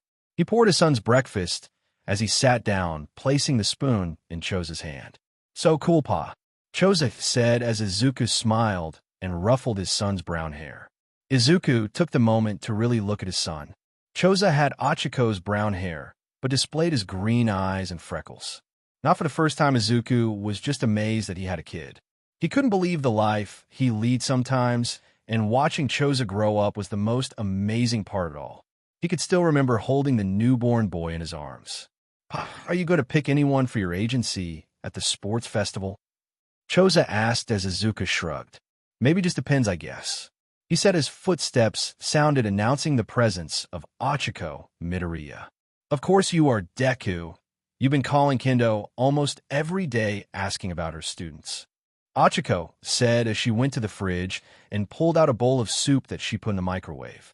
Izuku blushed at his wife, casually blowing his cover. Achiko, Izuku said, scratching his head. Well, I guess you're not wrong, he said as he sat back thinking about what Kendo had told him, which was very little. She didn't want to give Izuku any bias since he was the #1 hero now. He sighed a little at that. Being the #1 hero sometimes meant you had to be out of the loop. He'd lost count of the times he'd been sidelined on missions due to their covertness. How will I go to UA like you? Chosa asked, looking at his father as Izuku smirked. If you work hard, of course you can, and me and your mother would be so proud, he said as Chosa smiled brilliantly before finishing off his cereal. Chosa looked at the large gate before him as he held hands with his mother. Achiko was dressed in her hero suit, while Chosa was dressed in green shorts and a white t-shirt with a D on the front. As the two entered the gate, Achiko turned waving at someone as she nearly dragged Chosa behind her. Mr. Aizawa, it's good to see you. It's been so long, Achiko shouted as she ran up to a long-haired man who looked in desperate need of a nap. His black locks were tinged with gray, as was the stubble on his chin. He wore a wrinkled suit as he looked at Achiko. Uraraka, it's good to see you as well. Where's that husband of yours? There are some things I'd like to talk to him about that rescue he pulled off last week. It was sloppy. He's getting too reckless, Aizawa said, his eyes flashing red for a moment as Achiko began to sweat. I'll let him know, Principal Aizawa, said Achiko, a bit mortified about being admonished by her old teacher as a grown woman, and for something she didn't even do. Aizawa looked down at the brown-haired boy by Achiko's side. Is this your son? Aizawa said as Achiko nodded happily. Yes, this is my son, Chosa. Say hi, Chosa, Uraraka instructed as Chosa gave a shy smile and wave. Hello, Principal Aizawa, Chosa said, to which Aizawa nodded. Fine manners he has. You've raised him well, Achiko, Aizawa said, giving a slight nod as he left to attend to other business. Oh, thank God. Even after all these years, Mr. Aizawa is still terrifying as ever, she said, as Chosa felt a tap on his shoulder and looked to see no one was there only to be bumped into from his right. "Hey, Chosa," a blonde girl said from his right. Chosa gave a smile as he recognized the girl. She was dressed in a pink t-shirt and yellow skirt with blonde flowing hair and sandals. "Oh, hi, Matoka," Chosa said as the blonde girl gave a smile only to be joined by her parents, Mashareo Ojiro and Toru Hagakure. "So this is where you got to Matoka," Ojiro said as he looked to Achiko. "Hello, Achiko," Ojiro said only to be outdone by his wife, who hugged Achiko. "Achiko, it's so good to see you. How'd you been?" Toru said as Achiko giggled before giving the scoop on her latest activities. As the adults spoke, they were joined by more familiar faces. "Hey, look who it is," shouted Kirishima as he walked up with Mina and their daughter Shina. Shina had deep red hair similar to her father's pink skin like her mother and a pair of 5-inch alabaster horns above her red hair. She was dressed in jeans and a muscle shirt similar to what her father wore and sneakers. "Matoka, Chosa, you're here too. This is so cool. I thought I was going to be the only kid here," said Shina. "Oh yeah, I hear your dad is going to be doing the opening for the sports festival. That must be awesome. I bet you have a box seat or something, hun?" Shina asked as Chosa shrugged. "I don't know, I just can't wait to see all the cool quirks out there," Chosa said as the group of adults and children made their way to the stadium before breaking off into their seats. Chosa and Achiko made their way up to a box seat and opened the door to see yet another pair of familiar faces, Shoto Todoroki and his wife Momo Yayorozu. "Shoto, Momo, I wasn't expecting to see you here," Achiko said as Shoto gave a nod. "I didn't think we would make it either, but things suddenly quieted down, giving us a rare chance to catch the sports festival. I'm hoping to procure a few students for my agency," Shoto said as Achiko scoffed. "Yeah, right, Shoto, you're the number 2 hero kids are going to be lining up around the block to work at your agency. And you, Momo, did the world of big business take a breather too?" Achiko asked as she sat in one of the open seats. "Well, the sports festival caters to one and all. I decided to take a look, see if there are any young geniuses in the support or business courses." Achiko nodded at Momo's explanation. As the adults talked, Chosa walked over to the other occupant of the room, a boy about the age of Chosa with red and black hair split down the middle. He was dressed in shorts and dress shoes with a button-down shirt. He cast his blue eyes over to Chosa. "Chosa," Rinji Todoroki said as Chosa gave a small wave. "Hey, Rinji, your parents got to come to the festival too, I see." Rinji gave a nod. "Yes, father and mother made many assurances that we would be able to come here as a family, though I can't say I feel all that treated," he said, looking at his parents chatting with Achiko. "Ladies and gentlemen, welcome to the UA Sports Festival. I hope all of you are ready to have your socks blown off by our talented students. But before we begin, I would like you all to give a special welcome to Deku," shouted an aged, but still vivacious, present mic, as in the sky a green streak zoomed over the stadium, creating a sonic boom before entering the stadium. There stood the number 1 hero Deku in his green and black bodysuit, as his cape fluttered behind him. Deku stood up straight, presenting his glorious smile to the crowd. "Thank you everyone for coming and showing your support for all these students. Some of you attended this same sports festival in your school years and can attest that UA holds nothing back when it comes to their students, and why should they? These are the future heroes of tomorrow. They will face hardships and obstacles that will test their very souls. But I know that each and every one of them will look those challenges in the eye and say 2 words. Deku took a deep breath along with the crow. Plus ultra. Chosa was smiling from ear to ear while his dad was on stage. He was just so proud to be his son that he almost didn't notice Rinji slipping outdoor. Taking a moment to decide, Chosa followed after Rinji. "Rinji, what are you doing?" Chosa asked as Rinji looked over his shoulder. "You noticed me. I guess that's good. If they saw you and not me, they'd get suspicious. So, come on, I learned about a secret space hidden in the stadium. I heard about it from some seniors when we arrived. It's supposedly a hiding place where all the winners of the sports festival deposit something from their year." Chosa quirked an eyebrow. "What's so special about that?" Chosa asked, following after Rinji. "What's so special?" Think, Chosa, imagine all the hidden treasures that the top students from UA have hidden in the stadium? Special techniques, rare collectibles, or secret information? Who knows what's hidden in these walls? Renji said excitedly as Chosa's eyes began to sparkle. I guess that is pretty cool, he said as Renji nodded. Now, come on, let's find it, Renji said as the two began to explore the stadium. Izuku made his way to the spectator box where Achiko was waiting and came in to be surprised by Momo and Shoto. Shoto, glad you made it, Izuku said, shaking hands with Shoto, who gave a curt smile. That was quite the speech, Izuku. You don't look it, but you're quite the orator, Todoroki said as Izuku scratched his head. Thanks, it took me forever to come up with that speech, he said, looking around and not seeing Chosa anywhere. Achiko, where's Chosa? He asked as Momo looked around, not seeing Renji either. And where's Renji? She asked, only for an explosion to be heard in the center of the stadium, the turf having been blown up, and standing there was a large villain. He was incredibly muscular, and his head was shaved. He had a radioactive symbol tattooed on the back of his neck, and in his arms were Renji, Todoroki, and Chosa Midoriya. The man was surrounded by a horde of villains, all of whom grinned menacingly at the crowd. Deku, shouted the man as he hoisted the two boys in his arms. An explosion was heard as the front of the spectator box burst open, and in the arena stood Deku as green lightning arced around him.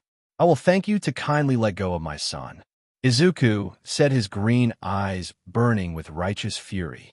The villain laughed. My name is Shock Zone, and I have no interest in these pathetic wastes of space. I'm here for you, and only you, symbol of peace. It has come to my attention that you have weakened over the years. You are no longer the overwhelming force you once were, and I will not stand for it. The cause of this is simple, it's this thing here. The villain growled, hoisting Chosa by the collar of his shirt. And that slot there, he said, pointing at Achiko.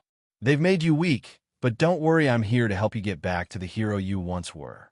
Deku growled as he clenched his fist. The smile he always wore was gone and replaced by a rictus of anger. I will release your son and this boy here if you can survive my army and reach me. If you do that single-handedly, I will release your son and allow myself to be killed by you. My BLD will baptize your rebirth, Deku. And if any of you heroes try to interfere, this whole stadium goes up in smoke. This is only for the real hero here, not you fakes and posers. Deku stepped forward as he stared at the horde of villains. I accept your challenge. I will defeat you all, Deku growled. Chosa looked at his father, and never had he seen such anger on his face. It kind of scared him. Is that really my dad? He asked himself as the villain laughed. Good, well, you heard him in. Go forth, he shouted as the army of villains ran forward, pounding across the field as Deku slowly walked forward as green lightning arced around him. Right as the villains reached him, an explosion of colors burst forth as the villains were thrown back in an instant. The villain who held Chosa grinned maniacally. Yes, YSSS, he shouted as Deku appeared in front of him. Chosa and Renji were dropped to the ground as the villain reared back. This is the hero I want, the unstoppable force that is Deku. The villain punched, but his arm crumpled in midair as Deku's hand moved at his side, covered in BLD. Shock Zone fell to his knees looking at his destroyed limb. But even through the intense pain, he laughed and smiled. You punched my arm, destroying it before I could even activate my vibration quirk. I knew you needed this. This is your power, Deku. Now, do it, kill me, Shock Zone said, throwing his arms wide before Izuku gripped him by the neck. You kidnapped my son and threatened the lives of everyone here. You did all of this for a fight, Deku shouted as Shock Zone frowned and shook his head. I did all this for you. You were weak. That family of yours was nothing more than weights dragging you down to a human level when you are a god. I needed you to see that you didn't need them or anyone. You're not meant to be shackled. Let all your power run will dash. Deku's fist slammed into Shock Zone's face as the villain flew back into the side of the arena, his body embedded in the concrete. You're wrong, shouted Izuku as he turned to his son. My family and friends make me stronger than I've ever been. I won't let you or anyone else take them from me. Chosa looked at his dad as he picked him up in his arms. The sports festival would have to be postponed after everything that happened, and so the bombs could be removed, but everyone was assured that things would resume tomorrow. Chosa stood in front of his mother as Achiko assailed him with her disappointment and worry about him just wandering off without her permission or supervision. He was told that Renji would be getting the same. Achiko left Chosa's room, leaving the little boy to stew on the events of today. He heard his bedroom door open and thought his mother would be making an encore appearance, but instead it was his dad. "Hey, Chosa," Izuku said, coming to sit at his son's side. "Your mother was in rare form today. I haven't seen her that emotional since she was PRGNT with you," he said, smiling softly. "Don't take it too hard, she was just worried," Izuku said, rubbing Chosa's hair as his son leaned against him and gave a sniffle. "I didn't want to cry in front of Mom," Chosa said as Izuku felt moisture sinking into his t-shirt. The boy must have been terrified of what was going, and Izuku couldn't blame him. But the fact that Chosa held in his worries and fears until now spoke volumes. "That was really brave of you. I'm sure your mom would have lost it at that point," Izuku said, swallowing the lump in his throat as he activated his float quirk, and he and Chosa floated out of the window before flying up above the clouds. "Now you can let it out, and no one will hear you," Izuku said as he cradled his crying son. "It's okay, Chosa. I won't let anyone hurt you. That's a promise," Izuku whispered, holding his head against his son's so Chosa wouldn't see the tears in his own eyes. He'd been so worried and scared that he wouldn't be able to save his son, but thankfully everything had turned out all right.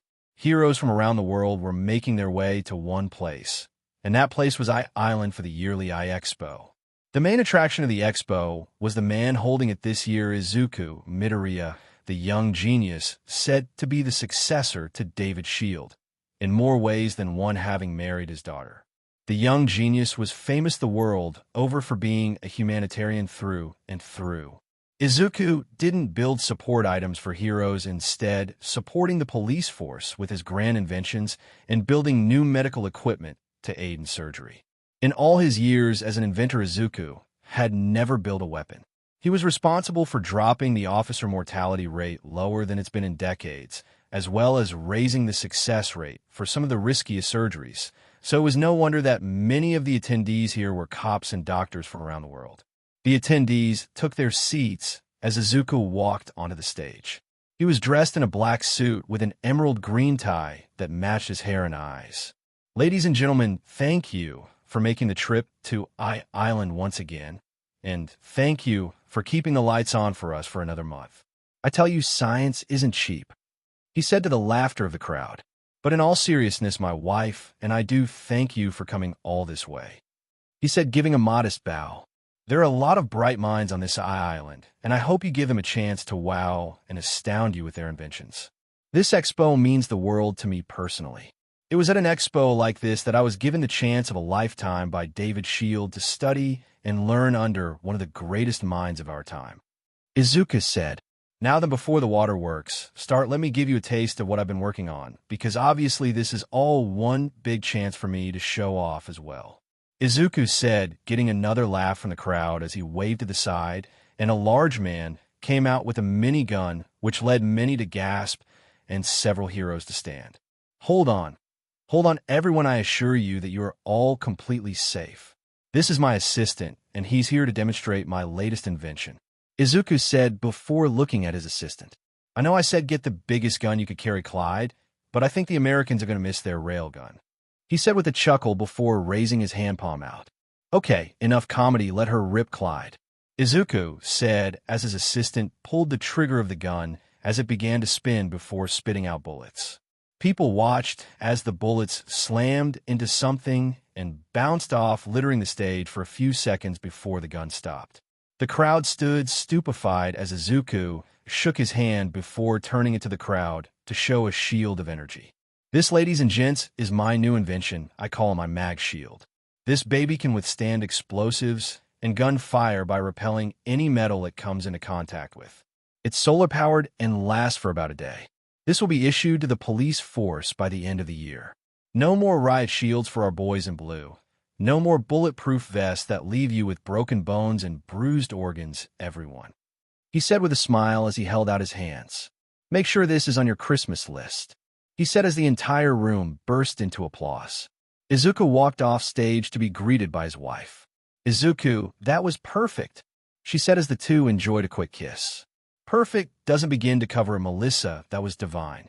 The shield worked even better than I thought it would, he said smiling as he looked around. Where is Alexander? Izuku asked as Melissa looked to the side, whistling as Izuku frowned. He's not here, yet is he? I swear that boy begged me for this. Dad, give me a spot on stage. Dad, I've got something great to show. Izuku, give him a chance. Those were your words, right? And now here, we less than half an hour from his presentation, and he's not even on site. Izuku said as Melissa sighed. I've been calling him, but he's not picking up. Do you think something has happened? She asked as Izuku rolled his eyes. I doubt it. He has 20 minutes before his segment starts. If he's not here in 15, I'm cutting his presentation. This is ridiculous, Izuku said as Melissa crossed her arms. Excuse me. If I recall, there was a certain green-haired student that was never on time for class and nearly flunked out from tardiness, if memory serves. Melissa said as Izuku looked over his shoulder and smiled before cupping her chin. First of all, I was smarter than any of our teachers we both were. And secondly, how else was I supposed to get you attention? He asked, stroking her chin before going off to check on something. He thinks he's so smooth. Melissa huffed before smiling and blushing before pulling out her phone and trying to call her son again. Pick up Lex, she said. Alexander Midoriya heard his cell go off in the corner and looked up with his face hidden behind a welder's mask. I heard you the first time, Mom, he said, pulling up the mask and looked at the nearest clock. About 20 minutes. I've still got time, though I should probably leave sooner. No doubt Dad is pissed and is thinking about cutting my part if I don't show up, he said with a smile. Not a chance, old man. This is my year, Alexander said happily as he looked over his invention, the winning invention, in his opinion. He looked down at it, running a hand down its smooth surface, and smiled. Oh yeah, it's all coming together. Alexander was a tall young man with curly blonde hair and blue eyes. He took after his mother, it seemed, but his height and lankiness was all his father. Lex was dressed in a black muscle shirt and jeans, and his hair was tied back into a long ponytail.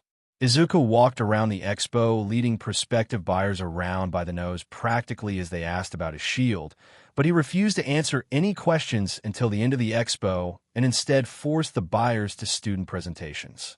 Admittedly, any one of these inventions would probably win first place anywhere besides here. That was why so many came to Island. This was the bleeding edge of technology. If it didn't come from here, it wasn't bad, but it was great. An alarm went off in Izuku's ear as he looked at his watch, showing that it had been exactly 15 minutes. Well, sorry, son, you had your chance, and you blew it, Izuku said as he tapped his communicator, bringing up the event planners. Strike Alexander from the least dashed it.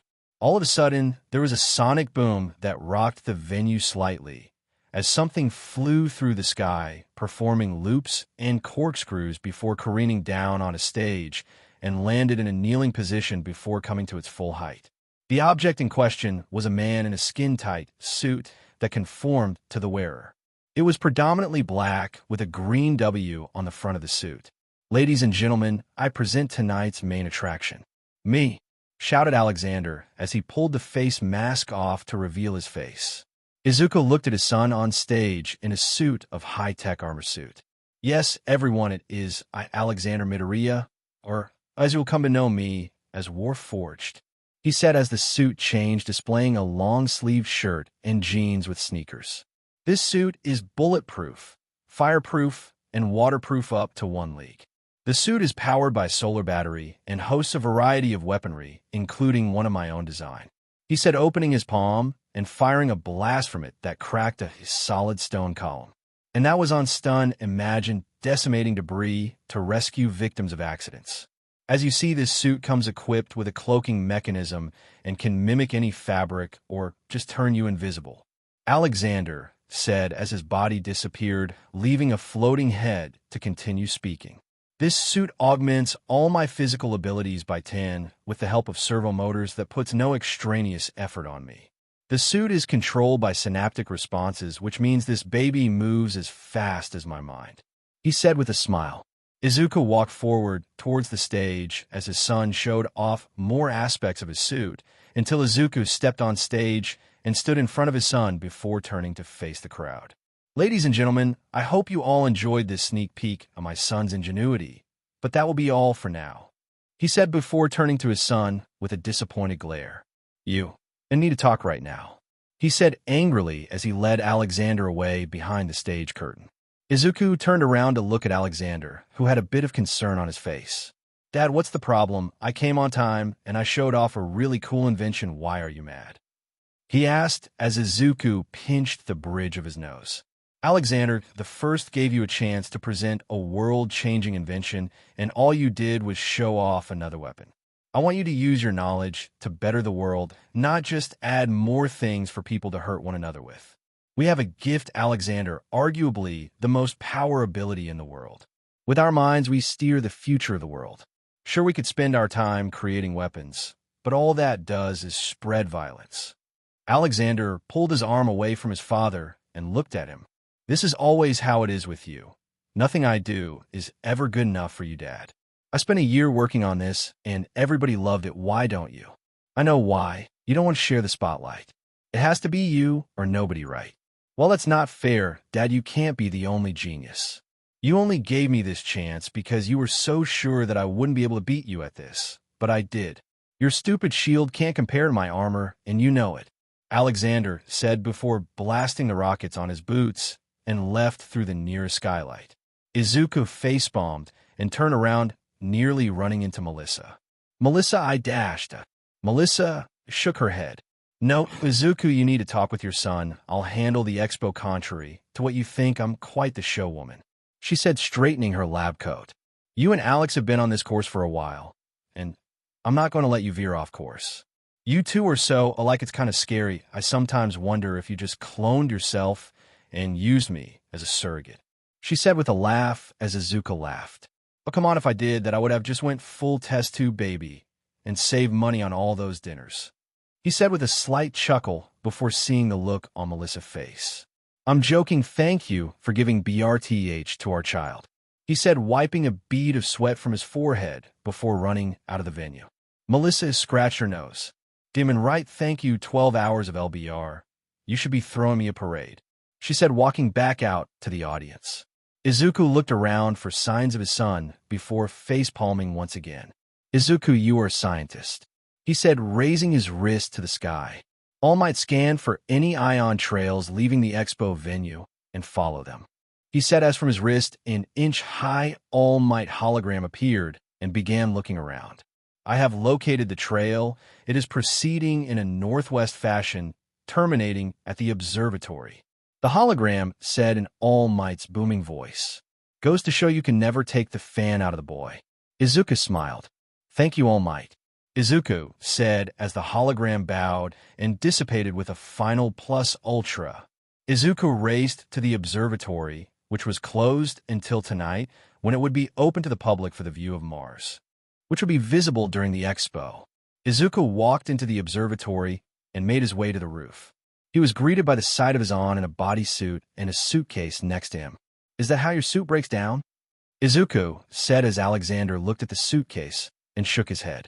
It may be an exoskeleton of electronic circuits, but it can be folded like normal clothes, Alexander said, opening the suitcase to show off his folded suit. Izuku sighed as he sat down. Lex, did you know that I wanted to be a hero when I was your age? I dreamed about it, but after I found out I didn't have a quirk, I decided to push in a new direction. I began applying myself to the sciences and found out that there's not much difference between heroes and officers of the law, and yet cops aren't given nearly as much support as they need, he said, looking at a group of police. So I worked to change it. Like you, I thought about weapons. New guns, tasers, and the like. It got me noticed, but do you know what happened afterwards? Those weapons I created wound up on the streets, making the problems worse. So I turned away from weapon making and went for different improvements. New body armor for the police, better temperature control suits for firemen. Hell, I even built a few new machines to help hospitals at cheaper costs. That's how I chose to help people, Lex. And it's true, I don't really like the idea of you walking around dressed in a WMD, but that doesn't make it any less amazing that you made this yourself. Izuku said with a cough as he patted his son. "I just worry for you is all. Like your mother and I, you are quirkless. And even with the suit, you'll be at a significant disadvantage. But I now realize that what you do with this suit is your choice. You are a genius after all," Izuku said, ruffling his son's hair. "All right, Dad, all right, I get it," Lex said as Izuku leaned back. "I'm proud of you, son, no matter what, remember that," he said with a grin. It's morning as I lay in the arms of a man called Dada, or at least that's what he keeps wanting me to call him. He's a big guy with long green hair down to his shoulders and freckles. He's rocking me some, which is slowly lulling me to sleep as we looked at the woman called Mama. Again, this is what she keeps wanting me to call her. She's dressed in some kind of suit that's tight to her body. She has long blue hair and bright eyes. She's smiling wide as in talking really fast. I'll try to be home as fast as I can, okay? Because I don't want to miss any more off this little cutie pie. Isn't that right, Izumi? Mama said as she kissed my face all over and then kissed Dada once. I don't know if anyone's keeping score, but I got a lot more kisses than Dada did. All right, by Izuku, by Izumi. Oh, and Izuku, send me pictures or a video. You send me videos. Okay, bye. Mama zoomed off away from us as Dada waved tiredly and gave a big yawn. "What do you say we get some sleep, hun, kiddo?" he asked before shutting the door and heading to the bedroom. This was pretty standard, actually. Sometimes it was Mama in the weird costume and flying off, other times it was Dad turning in a fire and blazing off. Today just seemed to be Dada's day to stay home. Dada crawled back under the covers with me, laying down next to him close to the wall. This wasn't a bad idea. Honestly, I was still tired from spending a night crying. I mean, what else is there to do when your bottom half is all wet? I'd do something about it myself if I knew how to take off this stupid thing they keep putting on me. But so far I'm stuck with it and have to wait for Dada or Mama to change it for me. I fell asleep listening to Dada's heartbeat as he pulled me against his chest. It wasn't the best pillow. Dada is hard, not soft like Mama's chest, but his heartbeat makes a good lullaby. I'm being jostled for some reason. I whine telling Dada to stop moving, and he does, but right before I can nod back off, he moves again. I sigh, inwardly guess nap time's over. I open my greenish-blue eyes and see Dada. He's holding me in one arm and trying desperately to eat a bowl of cereal with the other while holding the bowl in his lap. He sees me looking at him and smiles with milk running down his chin. "Hey, Izumi," he says, putting the spoon down as he puts me against the arm of the couch so I can sit up. "Did you sleep good?" he asks. "No complaints, I guess." I say, though I know he can't understand me. I could have a secret to world hunger, and they'd never know. "That's good. Well, it's just you and me, sweetheart. What do you want to do?" Dada asks. I think on his question for a moment.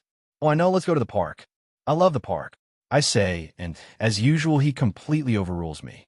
"Grocery shopping, that's a wonderful idea, Izumi, because someone around here has been going through a lot of diapers." Dada says, and I huff. "Well, it's not like I asked you to buy them and put them on me," I say, and for once Dada seems to understand me. "Oh, I know it's not your fault, sweetie," he said, rubbing my head and then tickling me under the chin. I couldn't help but giggle even though I was still upset with him. He soon made up with me fully by giving me spoonfuls of the milk after eating all the cereal. After that, Dada got dressed, and then it was my turn. I don't like when Dada dresses me. He doesn't let me pick like Mama does, and his fashion choices leave a lot to be desired. He picks the plainest stuff.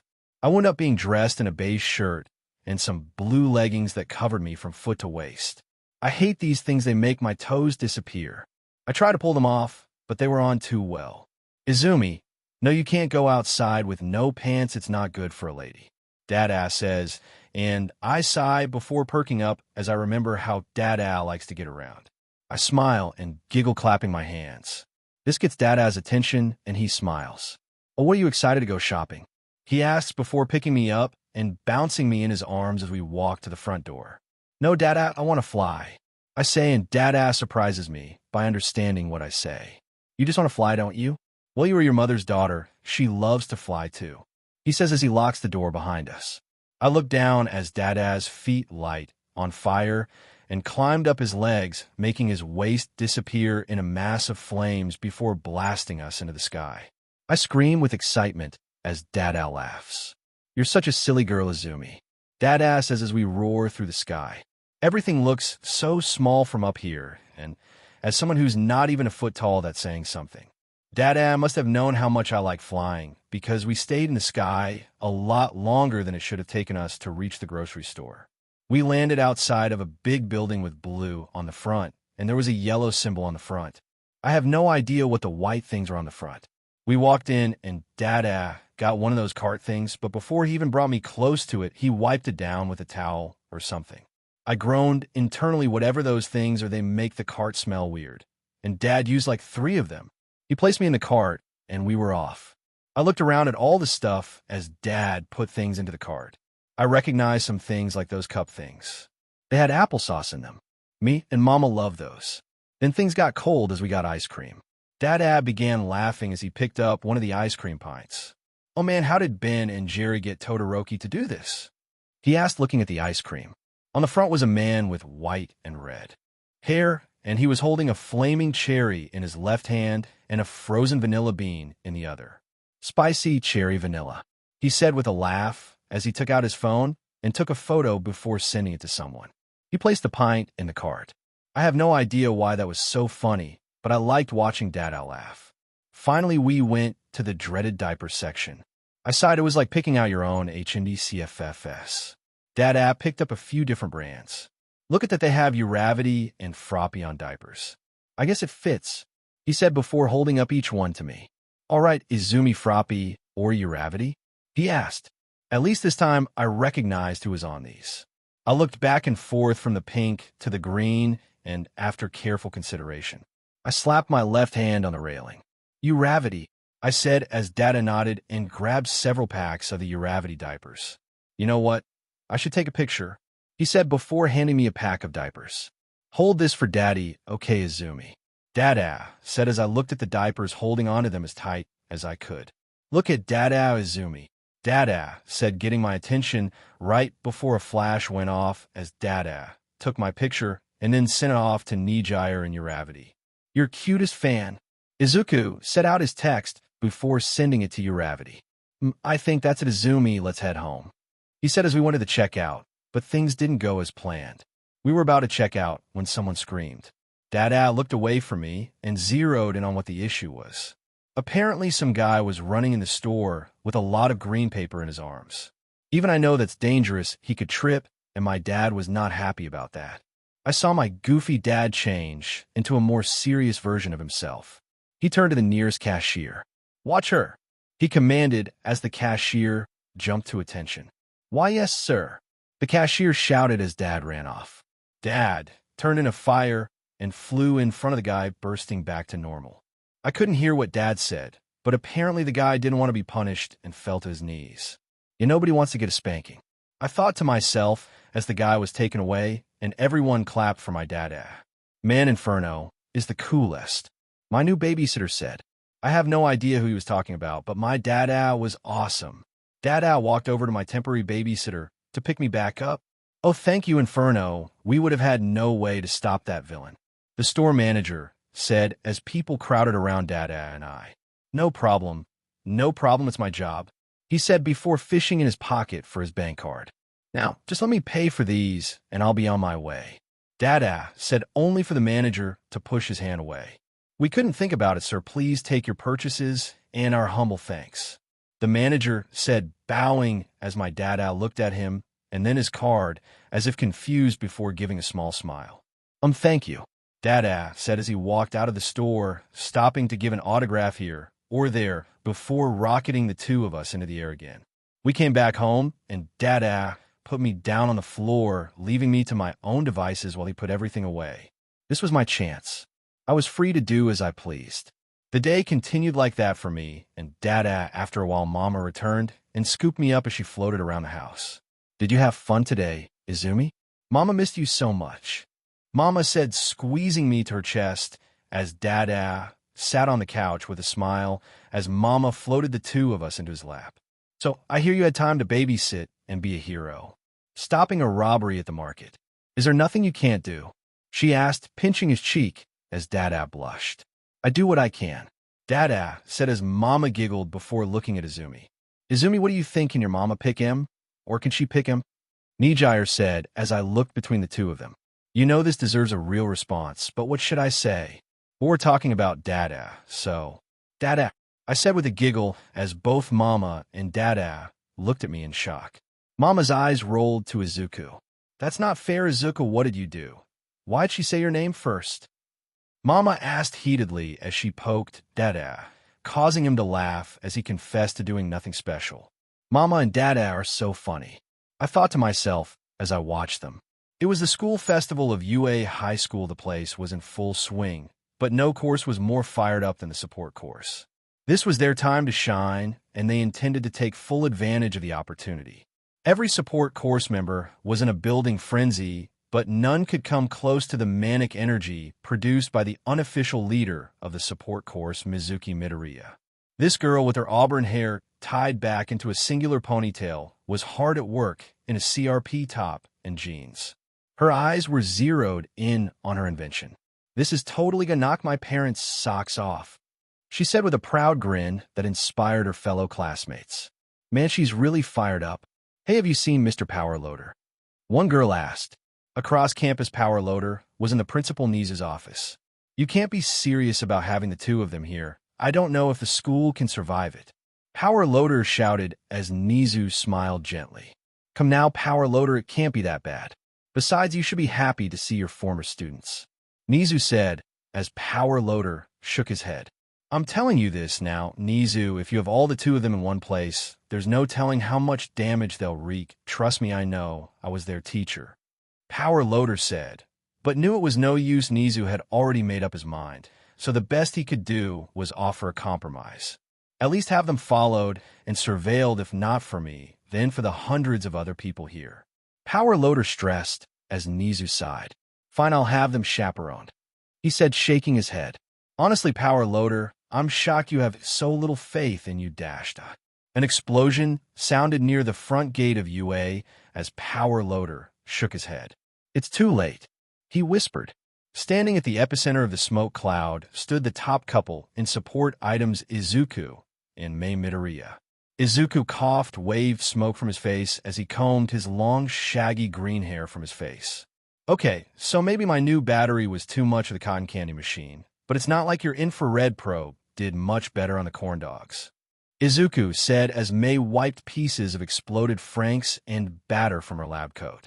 Izuku was dressed in a t-shirt and shorts covered by a lab coat and sneakers. His hair was long and kept back in a messy ponytail. He had stubble on his face, and the lab coat was wrinkled. Touché, husband, but the day is far from over, Mei said, smiling at Izuku with a competitive gleam in her eyes that was mirrored by her husband. Mei was also in a wrinkled lab coat, but in addition hers was stained with oil, grease, and few more unknown stains. Under this she had on a deep blue shirt and baggy camo pants with boots.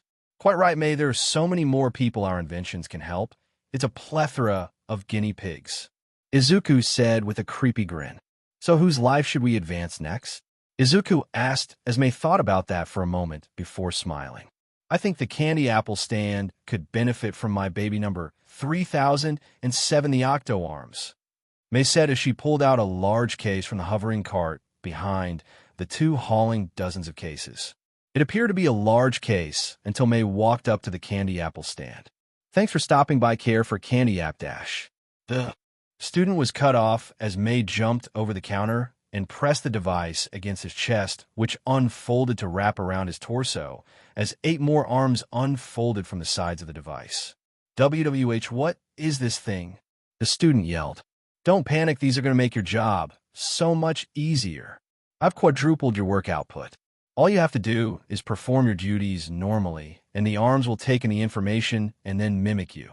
You'll be able to run this stall by yourself, Mei said as the student looked at her before following her instruction and began to make more candy apples. After 2 repetitions, the arms came to life and began performing the same actions.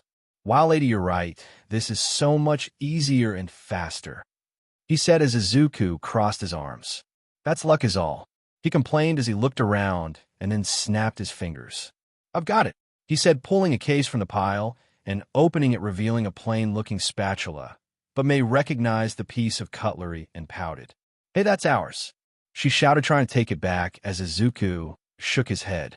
Sacrifices must be made, my love. Besides, this is the prototype. I've already finished the improved version, he said with a proud grin as he walked over to the yakisoba stand. Excuse me, my boy, I see you working pretty hard there. What if I told you I could triple the work, and it would only require you to use one hand? Izuku asked as the boy looked at him and smiled. I'm sure, man, that would be a big help. This yakisoba is selling pretty fast, the boy said as Izuku presented the unremarkable spatula to the boy. The boy in question gave a quizzical look at the spatula, and then Izuku. Oh, this just looks like a regular spatula, my dude, the boy said as Izuku nodded. Yes, but press the button on the bottom of the handle and see what happens, Izuku said, his eyes practically glowing with excited energy as the boy pressed the button, and out of the side sprang 2 additional spatulas. But that's not all. Give the handle a squeeze, and that will activate its turbo drive that will double the already tripled productivity it had, he explained as the boy gripped the spatula and began tossing the yakisoba on the grill as the spatula's other attachments began flipping and tossing the noodles as well. The best part is you can still have one hand to do other things. This baby also has a built-in thermometer in the handle to let you know exactly what temperature whatever you're cooking is. The surface is resistant to heats well above what any stovetop can produce. It's not dishwasher safe, but with the molecular coating it has, there's hardly any effort to clean it. A couple swipes with a soapy towel, and it's clean as a whistle, he said as the boy smiled at the increased speed. Thanks, Pops, you really helped us out, he said, looking to the other boy who'd been flipping yakisoba as well. You can take your break if you want. I can flip this stuff by myself now, he said as his junior rushed off. Izuku walked back to Mei and smirked. And even better about that little invention is that it's not nearly as bulky as the octopack you have that poor boy wearing, Izuku said as Mei grinned angrily. You're going down, Izuku? We have about an hour before Mizuki's presentation. Let's see who's the better science type, Mei said as the two began passing out invention after invention through the festival. Where the hell are they? Power Loader said, looking around before Eraserhead pointed out the various gadgets. I think we can just follow the trail they left, he said as the two teachers walked through the festival marveling at the various gadgetry. Mizuku looked at the field where her darling creation would be debuting. Their presentation was far too big for any of the gyms, so they petitioned for the arena where the sports festival is usually held. Yes, this will work out just fine indeed, she said as several students started bringing in large barrels. Just set those around the perimeter, she said as others came into the stadium. Mizuki, is everything ready? A girl asked as Mizuki smiled. Don't worry, I've got everything under control. Just have everyone in position, she said as students in costume took place on stage. This will be for the record books, Mizuki said as she went into one of the corridors leading to the waiting rooms and placed a headset on her forehead. Izuku was panting as he took a seat in the large auditorium next to Mei. You know I won, right? He said as Mei huffed. As if my insta-cold pills totally beat you, Mei said as Izuku scoffed. Listen here, my sweat clean is the best thing that ever happened to a high schooler, though it does need a better name. I mean, even you and I use it after an all-nighter, he said with a sigh and a shake of his head as many names flowed through his head.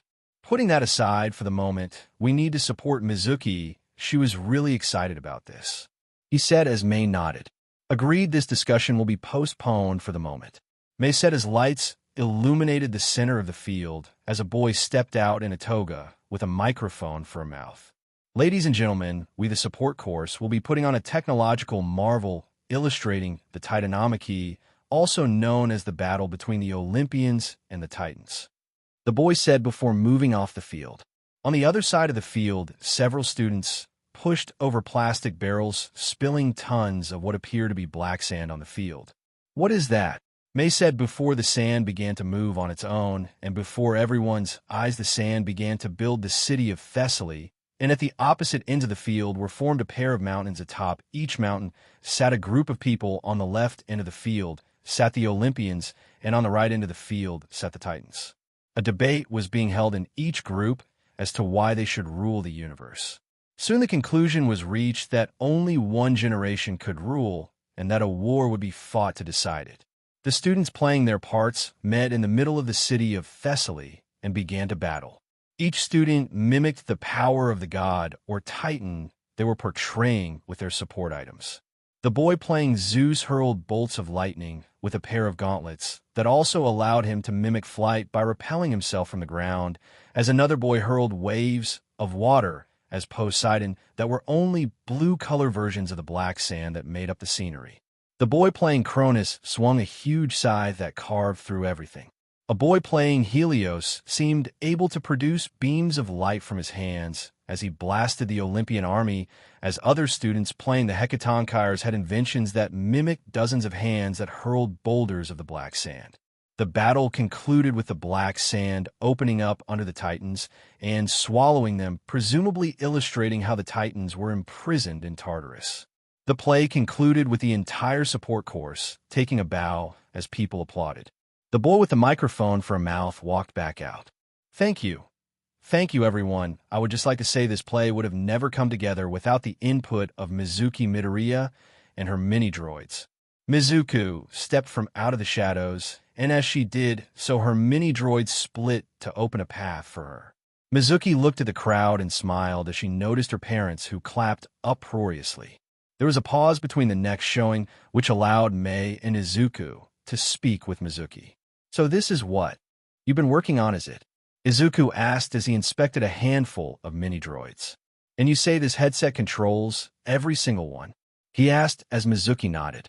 Yes, Dad, this headset instructs all the droids to make a single thing or several things if you have enough, like the entire set for that play, she said as Izuku nodded. Ingenious, truly ingenious, Mizuki, he said, petting his daughter's head as Mei smiled and hugged her daughter. That's our girl, she said proudly before the door to Mizuki's waiting room was thrown over, showing a very upset power loader. Found you, he shouted, looking at Izuku and Mei. You two, I knew letting you in here was a bad idea, he shouted as Izuku and Mei looked at one another a little fearful. But power loader, we haven't done anything, Izuku said as power loaders. I twitched.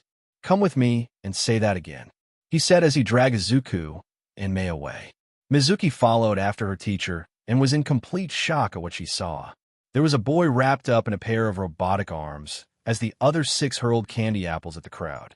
Then there was a boy who was being held aloft by a spinning spatula a dozen feet in the air.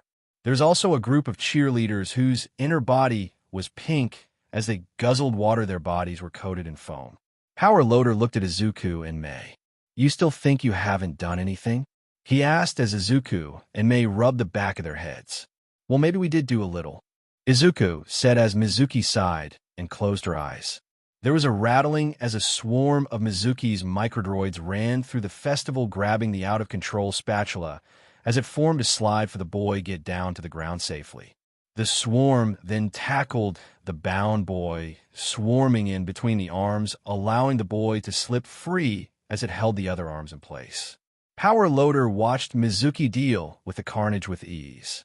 Mom, Dad, you need to be careful about your gadgets. Not everyone can handle them like we can. It's like giving a flamethrower to a kid. I can't believe you, she shouted, dressing down both her parents as Izuku and Mei held their heads in shame. Power Loader watched in awe. Mizuki, you are my best student, he whispered as he watched the girl continue to admonish her parents. A girl by the name of Yoshikawa sat at the end of table in the disciplinary committee office. She wore the typical school uniform of her school, a black skirt and white button-down dress shirt. Her hands were in her lap as she fiddled with her fingers. Her green eyes looked up at the unreadable face of the disciplinary committee chairman. He had combed back black hair with rectangular glasses. He wore a dress shirt and black slacks. The room was darkened so much so she could almost lose track of the other boy in the room. She'd seen him around the school a couple times, but he didn't really stand out. He had deep green messy hair like moss. He just stood in the corner, his green eyes trained on her. It was like she was being x-rayed. Yoshikawa gave a cough. Mitsurugi, what's the purpose of calling me here? She asked as the Mitsurugi leaned forward and adjusted his glasses. First of all, thank you for coming, Yoshikawa. To answer your question, we've brought you here in regards to the incident that happened a few days ago. As you know, several days ago, Marui Yaku was accused of stealing several pair of panties from the girls' locker room. One of those pairs being yours. Mitsurugi said as Yoshikawa shuddered. Yes, I remember, but that was taken care of. I hear that Marui is going to be sent away. It's what he deserves, the pervert, she said, crossing her arms. Mitsurugi looked at Yoshikawa. Yes, well, we have reason to believe that Marui was framed for this. What? Yoshikawa said, leaning forward with both her hands on the table. You can't be serious, of course, that little creep did it. Yoshikawa hissed. What makes you so sure? The boy in the corner said as he stepped forward in the dim light. His gaze was intense so much so that Yoshikawa had to look away. I mean, it has to be him. What other sick individual would do such a thing? She asked, a bit cowed by the boy's gaze. That's a good question, and I have the answer, you. The boy said, pointing his finger straight at Yoshikawa. Are you insane? What do you mean, me? Are you saying I stole the girl's panties? She shouted before looking at Mitsurugi. Mitsurugi, who is this man, and why are you letting him make baseless accusations against me? This is not what I would expect from the leader of the disciplinary committee leader, she said as Mitsurugi waved a hand to the boy beside him. Yoshikawa, this is Suzuki Midoriya. He helps the disciplinary committee on difficult or strange cases. The boy stood up straighter. Now that the introductions are out of the way, let's get down to business. Yes, I am accusing you of thieving the girls' undergarments. Of course, I have the evidence to back it up, the boy said as he took out a portfolio and arranged the photos within.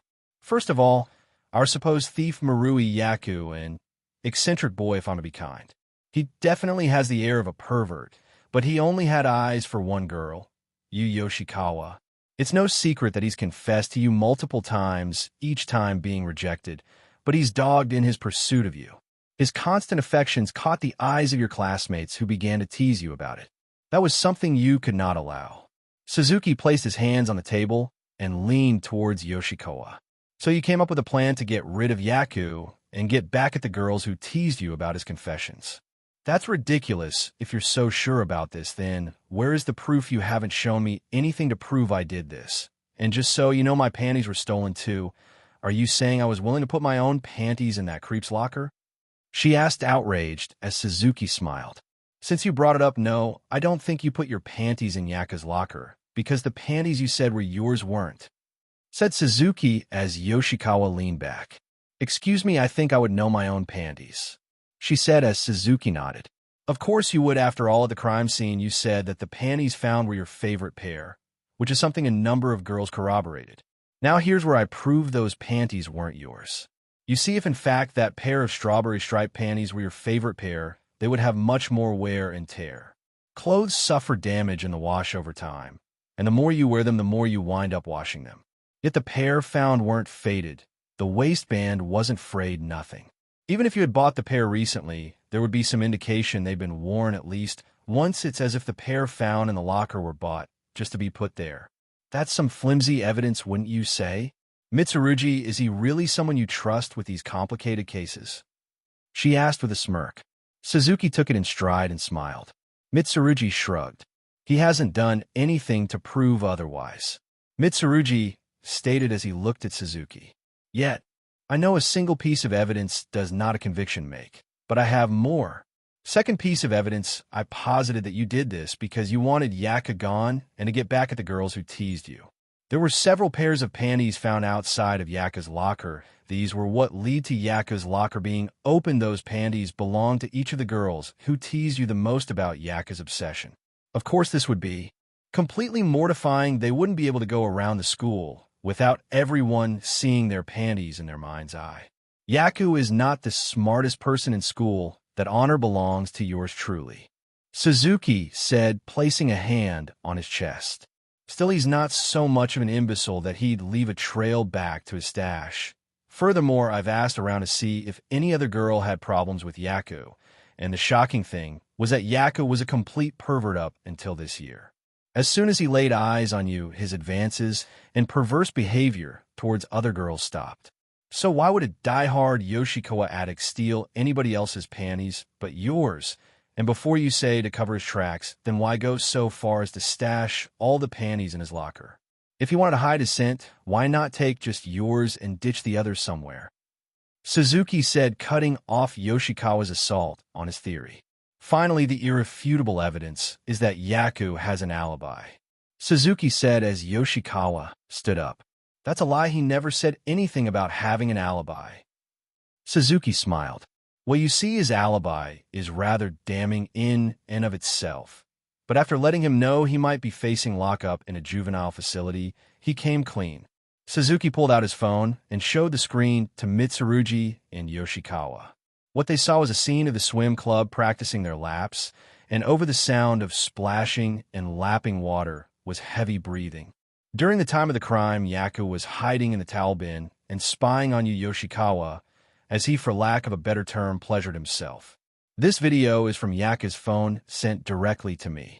Just to be sure that this wasn't a fake, you can listen to some of the girls talking about a test she took that was scheduled for today, making the date of this video irrefutable.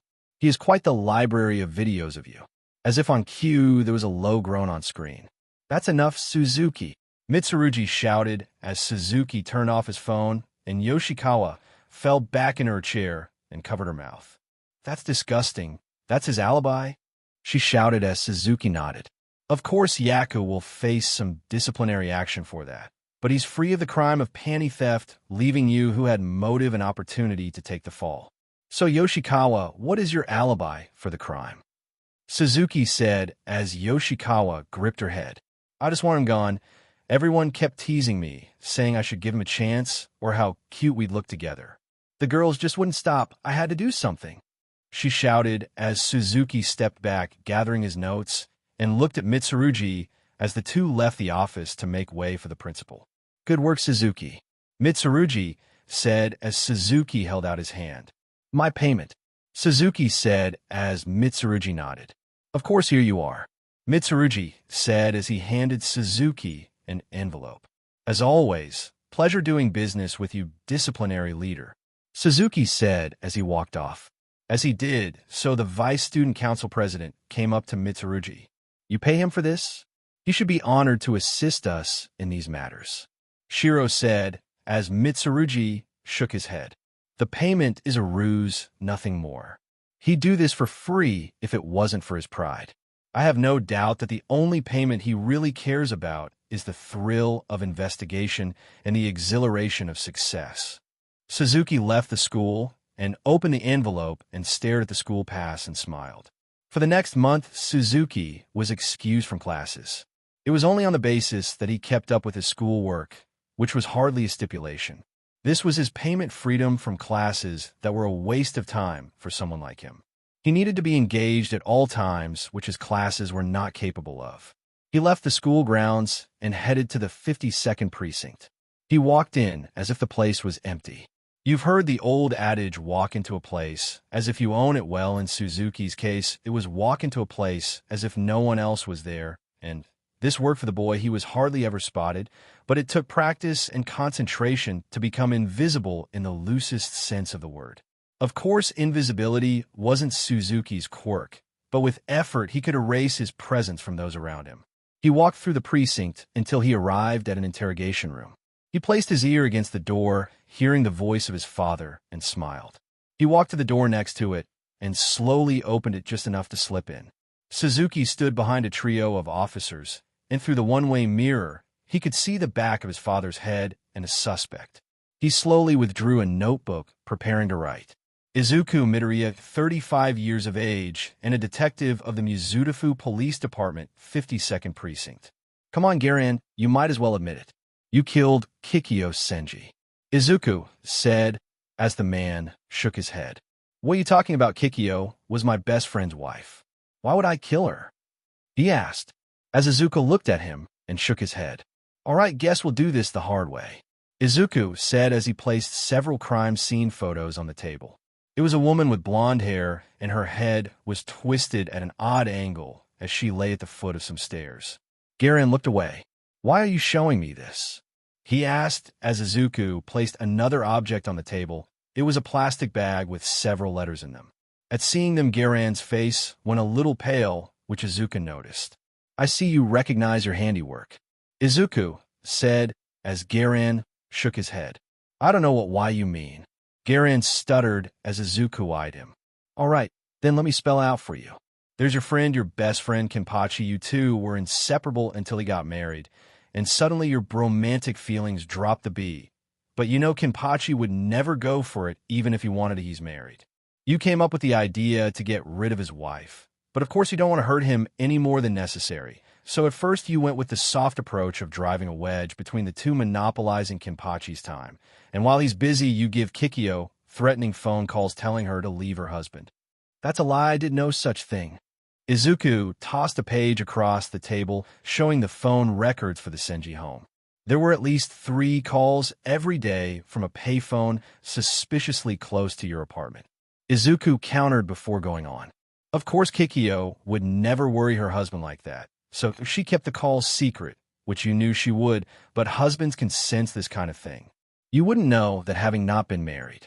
Being a married man myself, I can tell when my wife is troubled, and Kenpachi knew the same, though Kikyo never admitted anything, which was all part of your plan. Izuku said, eyeing Garen like he was a fish in his shark tank. Kenpachi's worried about what his wife is hiding and confides in you. You sit there and watch the two suffer, but you started to get impatient, so you upped the ante, sending letters to Kikyo. Sure enough, there were pictures of her to let her know you were serious and always watching. No doubt you expected Kikyo to dispose of the letters, but she didn't, and it was easy enough to get your fingerprints off them, though you were very careful with the cut-out letters. Izuku elaborated as Garen clenched his fists together. Still, Kikyo persisted in holding on to your man, and finally you couldn't wait any longer. You made your move and killed her by pushing her down the stairs. Quite cliché in my opinion, but what do I? No, I'm not a murderer. Izuku said as Garen slammed his hands on the table. Kenpachi was my best friend. I love him, but she was in the way. I didn't want to kill her. I just wanted to scare her. I went to her house to break in and trash it, but she was there and saw me. I couldn't let her get away. I grabbed her arm, and she swung on me. I let go, and she spun off balance and down the stairs. It was an accident, Garen said, holding his head low. Izuku shook his head. You're garbage. You destroyed 2 people's lives for your own selfishness. I have no pity for criminals like you, Izuku said as he stood up and walked out the door, leaving it open. Take him away, he said to the 2 officers in the hall, and as Garen came out in HNDCFFS, he saw Kenpachi. Can wait, it's not what you think. I did this for us because I love you. Kenpachi spit in Garen's face and walked away as Garen yelled and screamed, having to be dragged away by the officers. Izuku sighed as he opened the door to the observation room and looked at Suzuki. I told you not to sneak in here, Izuku said as Suzuki shrugged and put away his notebook. I need the research, and watching the best detective in action is a good way to get it. My latest solved case, Suzuki said as he handed Izuku a folder. Izuku flipped through it and nodded. The flattery was a bit much, but good work all the same, he said as he walked to his desk and pulled out a drawer and placed a folder in it. He looked into the drawer and nodded as he looked at Suzuki. Case number 100. I didn't think you'd find this many cases to work in your school. I want to say I'm worried, but with your track record, I doubt anything big will happen that you can't figure out, Izuku said as he leaned over and pulled out a thin folder. This is what you're here for, right? A cold case of your own? Izuku asked as Suzuki nodded. Well, a deal's a deal. You can look this case over when we get home. It's all yours, Izuku said, handing the case to Suzuki, who held it as if he'd been presented the Holy Grail. Remember, any breakthroughs you make, you bring them to me. You're not a cop, remember that, Izuku said as Suzuki nodded excitedly. Good, let's go home, Izuku said as he left his desk. Suzuki had come to his father before he started his first year in middle school and told him he wanted to be a detective like Izuku. His father hadn't taken him serious, but humored him and told him that if Suzuki could find and solve 100 cases before his first year of middle school, Izuku would give him an official cold case to work. Suzuki had jumped at the deal, and Izuku began to train his son in the science of investigation. Setsuna, age 36, and number 15 Hero Lizardy, stood in the middle of her home and bit at her lip as she looked around. The place was a complete mess. Beakers and jars everywhere, papers strewn all over the place, and furthermore, There were crime scene photos all over the walls. She respected Izuku's process. He wasn't the best detective in Mizutofu for nothing. But this was too much. He had the entire basement to himself for his investigations. Why bring it up here? And the worst thing was that Suzuki had been taking after him as well. This is why people think my husband is a serial killer. She shouted as she heard the front door open. So this girl has been missing for several years, and the only one still concerned is her sister? The husband was suspected, but there was no evidence to prove his involvement.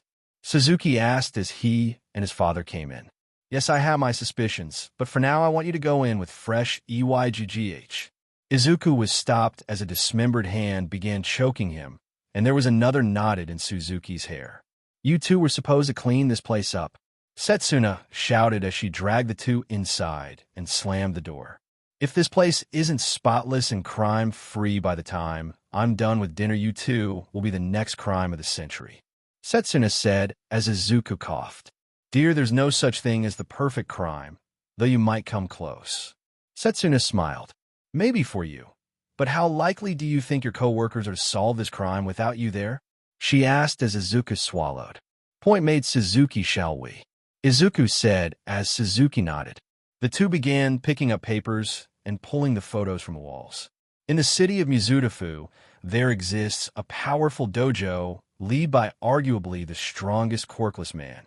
This man has obtained the title of #1 martial artist, even going up against people who have quirks and coming out on top. Izuku Midoriya is the pride of Japan, and his dojo stands as one of the country's many jewels. It was the beginning of the year, and many had gathered outside the Ryakuji dojo for its yearly enrollment tournament. Every year, the dojo opened its doors and took on students. The record amount of students taken on in 1 year was 10. It has never been beaten. There were dozens of times that number gathered here now. Oh yeah, this is it. I'm definitely getting into the Ryakuji school today, said one boy with 4 arms and green skin as a girl next to him laughed. She had purple hair and 4 eyes. Think again, my good sir, the Ryakuji has no need for a brute such as you. This is a place of elegant style and technique, not a back alley fight club. The girl said as the 4-armed boy growled. Try saying that again to my fists. He shouted, raising his fists above his head as the doors of the dojo suddenly slammed open. Everyone looked to the empty doorway except for the 4-eyed girl and the 4-armed boy as they looked down at the figure between them. There stood a boy with bright orange hair and a streak of green down the left side. He stood in a green GI tied by a black belt. A finger was pointed at the boy and a palm outward to the girl. I would appreciate it if you didn't disrespect this dojo by fighting in the street, the boy said, glaring at the boy before looking to the girl. Please, he said with extreme cold as the boy dropped his arms. Right, sorry, he said as the girl gave a small bow. My sincerest apologies, she said as well as the boy stood up straight with a bright smile. Thank you so much for your understanding. Now everyone, my name is Itsuki Midoriya. I will be the instructor for your entrance exam. Now if you'll follow me, I will explain the parameters of your test. Itsuki said as he led everyone up the steps and into the large training room of the dojo. The test will be simple. All you have to do is grab one of these from behind me. Itsuki said, showing 10 white belts. If you can somehow get past me, and Todd dashed. There was blur as something raced past Itsuki to the case. Sorry, sucker, but I'll be taking one of those belts, shouted a girl with blonde hair and black spots in it as she blurred past Itsuki. This one's mine, she shouted as she reached for a belt only to be knocked aside and slammed against a wall. A spectral hand of glowing blue energy floated where the girl had been before disappearing. Everyone looked from where the hand had been to Itsuki as he came out of a palm move stance. I'll admit that was a nice try, but please wait until the explanation is over. As I was saying, get past me and claim your spot in our dojo. As you know, the record of new members in 1 year was 10, so that's the amount of belts we have here, which means about 90 to 95% of you are going home. Itsuki smirked at the crowd, sending a chill through them all. Of course, that's the best case scenario, but make no mistake, I will do my best to make sure none of you get a belt. I won't allow any weaklings in my dojo. This dojo belongs to my father, and I am its inheritor. If someone weak enters his dojo, it will mar our reputation. So I suggest you all come at me with your best, or else get out. On the balcony above the training hall, Izuku Midoriya stood in the shadows watching his son. His green eyes shone as he assessed his boy. Itsuka moved next to him. Are you sure about this, Izuku? Itsuki is just a boy. Giving him this kind of responsibility all on his own seems a bit excessive. Itsuka said as Izuku remained silent a moment before speaking. Itsuki has grown so much in skill. He's my best student, always has been, but he hasn't grown in maturity. I've coddled him as my successor, as such that has made him arrogant. He needs to put his pride on the line. Izuku said, crossing his arms as Itsuka looked at her son and sighed. She couldn't deny her husband's assessment of their son. Itsuki was a prideful young man bolstered by his incredible martial skill. I hope this won't end badly, Itsuka said as Izuku smiled. If a setback here is enough to stop Itsuki, then I overestimated him, Izuku said. The crowd of would-be students looked at Itsuki before some began to rush forward, followed by others, until the entire horde was coming at Itsuki. Itsuki took a deep breath before opening his eyes, as around him a pair of giant, translucent arms appeared at his sides. Itsuki moved his hand forward as one of the arms slammed down onto the floor, causing a ripple in the ground, knocking people to their knees as others leapt over the shockwave before being swiped to the side by another giant hand. The hands mirrored Itsuki's own hand movements, being able to push back all the combatants. This battle lasted for an hour, with many applicants just giving up after being knocked back again and again. There was only one boy left in the end as he fell to his knees. What the hell, this is impossible. There's no way I can beat this guy, I'm too weak, shouted the last entrant. The boy in question had no hair and wore glasses. His t-shirt and track pants were dirted from his repeated attempts to get past Itsuki. He was unremarkable in every sense of the word. Itsuki smiled from his spot in front of the belts. He hadn't been pushed back or needed to move from his starting point. Then go home. I told you I wouldn't allow a single one of you to pass. You're just too hard-headed, Itsuki said before a voice rang out. You have passed, Izuku said as he dropped to the ground next to his son. Izuku Midoriya, the most powerful quirkless man, stood at 5'8" with green hair down to his shoulder and stubble on his face. He wore a deep green gi open to reveal his broad chest, but instead of a black belt, he wore a sash around his waist with a Japanese number 1 and a red circle. Father, what do you mean? He hasn't gotten past me to receive a belt, Itsuki said as Izuku grabbed one of the belts and dropped it in front of the boy. What? The boy said, looking at Izuku with confusion. You admitted your weakness in the face of insurmountable odds, but still you persevered. That is true strength. There are those who are more powerful than you. Knowing this and accepting your weakness means you can still grow in power. Those who refuse to look beyond their own strength and just barrel forward are doomed to failure, Izuku said as he turned to his son, who was not happy at all. Father, you can't be serious. He's the weakest of all the entrants, Itsuki shouted as Izuku turned to his son. And yet he's the last one standing. I think that means he's the strongest, Izuku said as Itsuki shook his head. That's not right. You told me I could perform this test the way I wanted, and now you decide to change the rules because you feel sorry for this weakling, Itsuki said. I refuse to accept that. Strength comes from taking the hard road, not by taking handouts from others. This dojo builds strong individuals and should only accept strong individuals. Isn't that why you have the entrance exam only once a year and so few are accepted? Itsuki asked as Izuku shook his head. I see why you would think that, Itsuki. You've always been strong, so you don't know the struggles of those who are weak. I only hold the exams once a year because it's easier for me. And the reason I accept so few students is so that I can give them my full attention and nurture their minds to use the skills I've taught them for the right reasons. This boy reminds me a lot of myself when I was younger. The strong have no concept of the burden of power, but the weak do, Izuku said before turning back to the boy. Itsuki grit his teeth and clenched his fists. I will not accept this, he shouted. You never gave me any special treatment. I worked hard every day for you and for this dojo. I worked until my body gave out again and again, just so I could be worthy of your mantle and you never held back, so why now? Izuku sighed as he looked at his newest student. Why don't you come back tomorrow? We'll begin your lessons then, he said, ushering the boy out the door, who was still in a state of shock as he walked down the steps in a daze. Izuku turned to Itsuki and took a fighting stance. This has been on your mind for a while, hasn't it, Itsuki? Very well, let's talk like only we can, Izuku said, as from above. Itsuka shook her head. It always comes down to this with these two. It's the only way you two can understand each other. Martial arts are bond between you, she said, leaning on the railing with a smile on her face. Itsuki circled around his father for a moment before attacking, his astral hands going forth, and clapped around Izuku, who braced himself and blocked with his forearms. Itsuki kicked forward, producing a large astral foot that slammed into Izuku, who blocked with his foot, halting its progress as Itsuki dropped from above.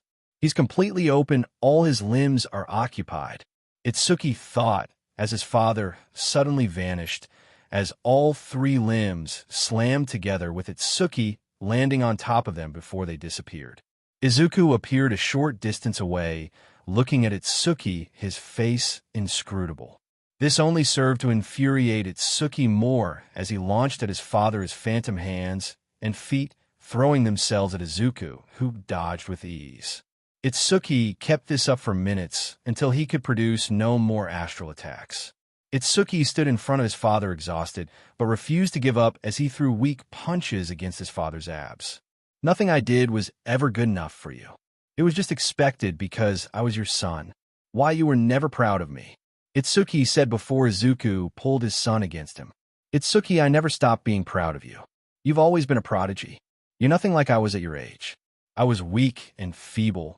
It wasn't until my MSTR gave me a chance that no one else did that I became strong. That's why I built this dojo, Itsuki, to make sure that others could get the chance I did. You never had that problem. No one needed to help you get strong. You always were. But you need to temper that strength with humility and compassion, Izuku said as he hugged his son. Itsuki huffed a little as he blushed. You could say it more often, Dad, he said as Izuku chuckled. All right, I'll admit I was wrong on that front. Itsuki, I am very proud of you. You are the future of Ryakuji Dojo. I have no doubt about that, Izuku said as Kendo landed next to the two. All right, make some room for Mama, she said, getting in on the hug. I'm proud of you too, Itsuki, and what your father said is true. If it wasn't for me, your dad would still be a cute little wimp. I miss that guy, she said as Izuku blushed. It's your fault that Wimp isn't here now. Your training nearly killed me, Itsuka, Izuku complained as the orange-haired woman waved her hand. Don't be such a baby, she teased. Wait, Mom was your Insta or Dad? Itsuki asked as Izuku sighed. Yes and no. I asked your mother out, and she only agreed to date me if I could pass her training regimen for a month. So, kind of, but my official MSTR was Jack-sensei, Izuku said as Kendo frowned. He may have been your official MSTR, but I was your first, Kendo said as Izuku shook his head. Yes, dear. Another day at UA, same as any other day, except for one thing. Today was Parents' Day, which had completely slipped the mind of Roku Midoriya. The young man was sitting at his desk, twisting the long rabbit ears that hung down the sides of his head. Roku was tall and lithe young man. His hair was lime green that traveled to the fur on his rabbit ears. His eyes were a bright red, and under them were a smattering of freckles. Dude, what's wrong? Asked one of Roku's friends, Kyoshi. Roku looked up at the older girl. Kyoshi was his upperclassman in her second year of UA, and she was as tall as Roku himself with black hair and olive skin. It's Parents' Day. I completely forgot, he said, groaning as Kyoshi looked at him. I don't see the problem. I mean, sure, having our parents here is pretty embarrassing, but you act like it's the end of the world, she said, sitting on his desk. Kyoshi was a statuesque woman whose quirk gave her the ability to turn her skin into whatever she touched. Roku's worried because his parents are super competitive and they want Roku to be the very best. But he's too laid back for that, so he keeps his parents from coming to Parents' Day every year. Roku turned to the person who spoke out. A boy with sky blue hair and blonde streaks. He was a foot shorter than Roku and Kyoshi, but his incredible physique put Roku in the shade his best friend and resident chatterbox Mirai on. Gee, Mirion, do you think you could have broadcast any more of my secrets while you were at it? He asked the boy as Kyoshi rubbed her chin. You know you don't talk about your parents. Very much who are they? I mean, they're heroes, right? Kyoshi said as Roku looked away, refusing to answer. Oh, come on, it won't hurt to tell us, right? She asked as Mirion, ever the helpful young man, offered the answer. Oh, his parents are Rabbit Hero Mirko and the Greenheart Dash. Mirio was kicked in the side, sending him through a wall due to his permeation activating to keep from causing any damage to the classroom. Whoa, really? Well, I guess I shouldn't be surprised the rabbit ears should have been a dead giveaway. If you kept them up, I probably would have known sooner. Kyoshi said as Roku groaned. That's why I don't. I don't want anyone to know who my parents are, he said with an eye roll. Kyoshi sat in the desk in front of Roku. Okay, spill it. Your parents are both like top heroes. What's the story? She asked as Roku sighed, seeing as how Mirion had let the rabbits out of the bag. He might as well come clean. It's like Mirio said, my parents are really competitive. They're the top-tier red belt power couple, and they want me to be the best, and for a while I was. Up until high school, I was the best in everything I did, but after a while I realized that SHD sucked. I hated working that hard, so I just stopped. I do enough to get by, but that's it. But if my parents found out, they'd want more. The other reason is because my mom is every guy's wet dream, he said with a shudder as Kyoshi nodded. Well, can't deny that your mom is hot. I'm not into girls, but if I was your mom, would be at the top of the list. Kyoshi said as Roku glowered at her. Exactly. Do you know how many guys' houses I've been to and walk into their bedroom to find my mom plaster on their walls? It's disturbing, so I kept it secret from everyone. As far as people know, my parents work overseas, but now that's all going to come to an end. I'll have to throw my anonymity away while they're here, he said with a sigh as the bell rang, signaling the beginning of the day as the students went to get ready for their events. Numerous people poured into UA for one of very few UA events that was open to the public. Standing near the entrance was the hero Lemillion and the heroine Nijire. Lemillion wore a gray suit with red tie with white dots reminiscent of the suit his deceased MSTR Nightai wore. Nijire was in a black skirt and lavender blouse with black heels. As the two stood there, they noticed another couple walk in. This pair garnered a lot of attention. A man in a green pinstripe suit with deep green hair walked into the campus. Standing next to him was a dark-skinned tall woman with white hair and a robotic left arm. She wore jeans and a tank top with the word rabbit scrawled across her bust. Izuku senpai, there you are, Mirio said as he and Nijire walked towards the newest hero pair. How have you two been? Mirio asked as Izuku smiled and bumped fists with Mirio. Good, Mirio, and you don't have to call me senpai. I'm not your upperclassman anymore, he said as Nijire came in. Oh, come on, you'll always be our senpai, Izuku senpai, Nijire said as Izuku sighed and held his hands up. Fine, so how have you two been? Izuku asked as Mirio spoke. Oh, good, everything is fine. I still have the #1 spot, Mirio said as Rumi stepped forward. For now, maybe, but I'm coming for it, Lemillion, Rumi said as Izuku smirked. Not if I get there first, he said as the three locked eyes. Nijire didn't really care about the #1 hero spot. She was just happy to help people, but she knew that having these two at his back would keep Mirio focused and driven. Hey, why don't we have a little competition? Nijire asked, gaining the attention of the three. Let's compete at the stall games, and whoever wins is king or Kui Dash. Wait, no, never mind. How about we let our kids decide? After all, they're the future of heroics.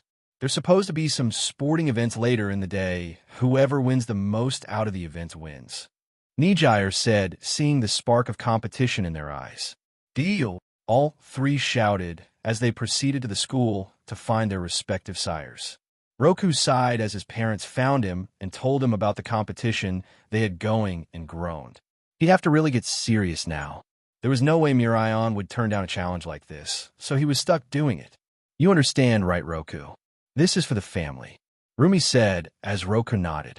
All right, Mom, I get it, he said as he went to his desk and caught sight of Mirion, looking at him absolutely ecstatic. Guess I've got no choice, Roku said. Roku was in the boys' locker room, changing into his gym clothes next to Mirion. You could have said no. Your parents actually listened to you, Roku said as Mirion laughed. Why would I say no? I've wanted this for a while.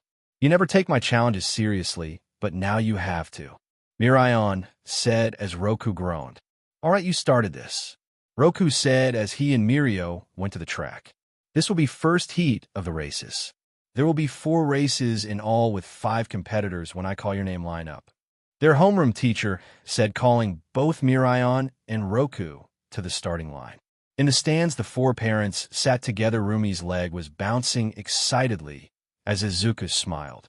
He knew his son had this in the bag. After all, he was the son of the fastest man alive. The starting signal was shot, and in a blast of air and dust, Roku was on the other side of the finish line.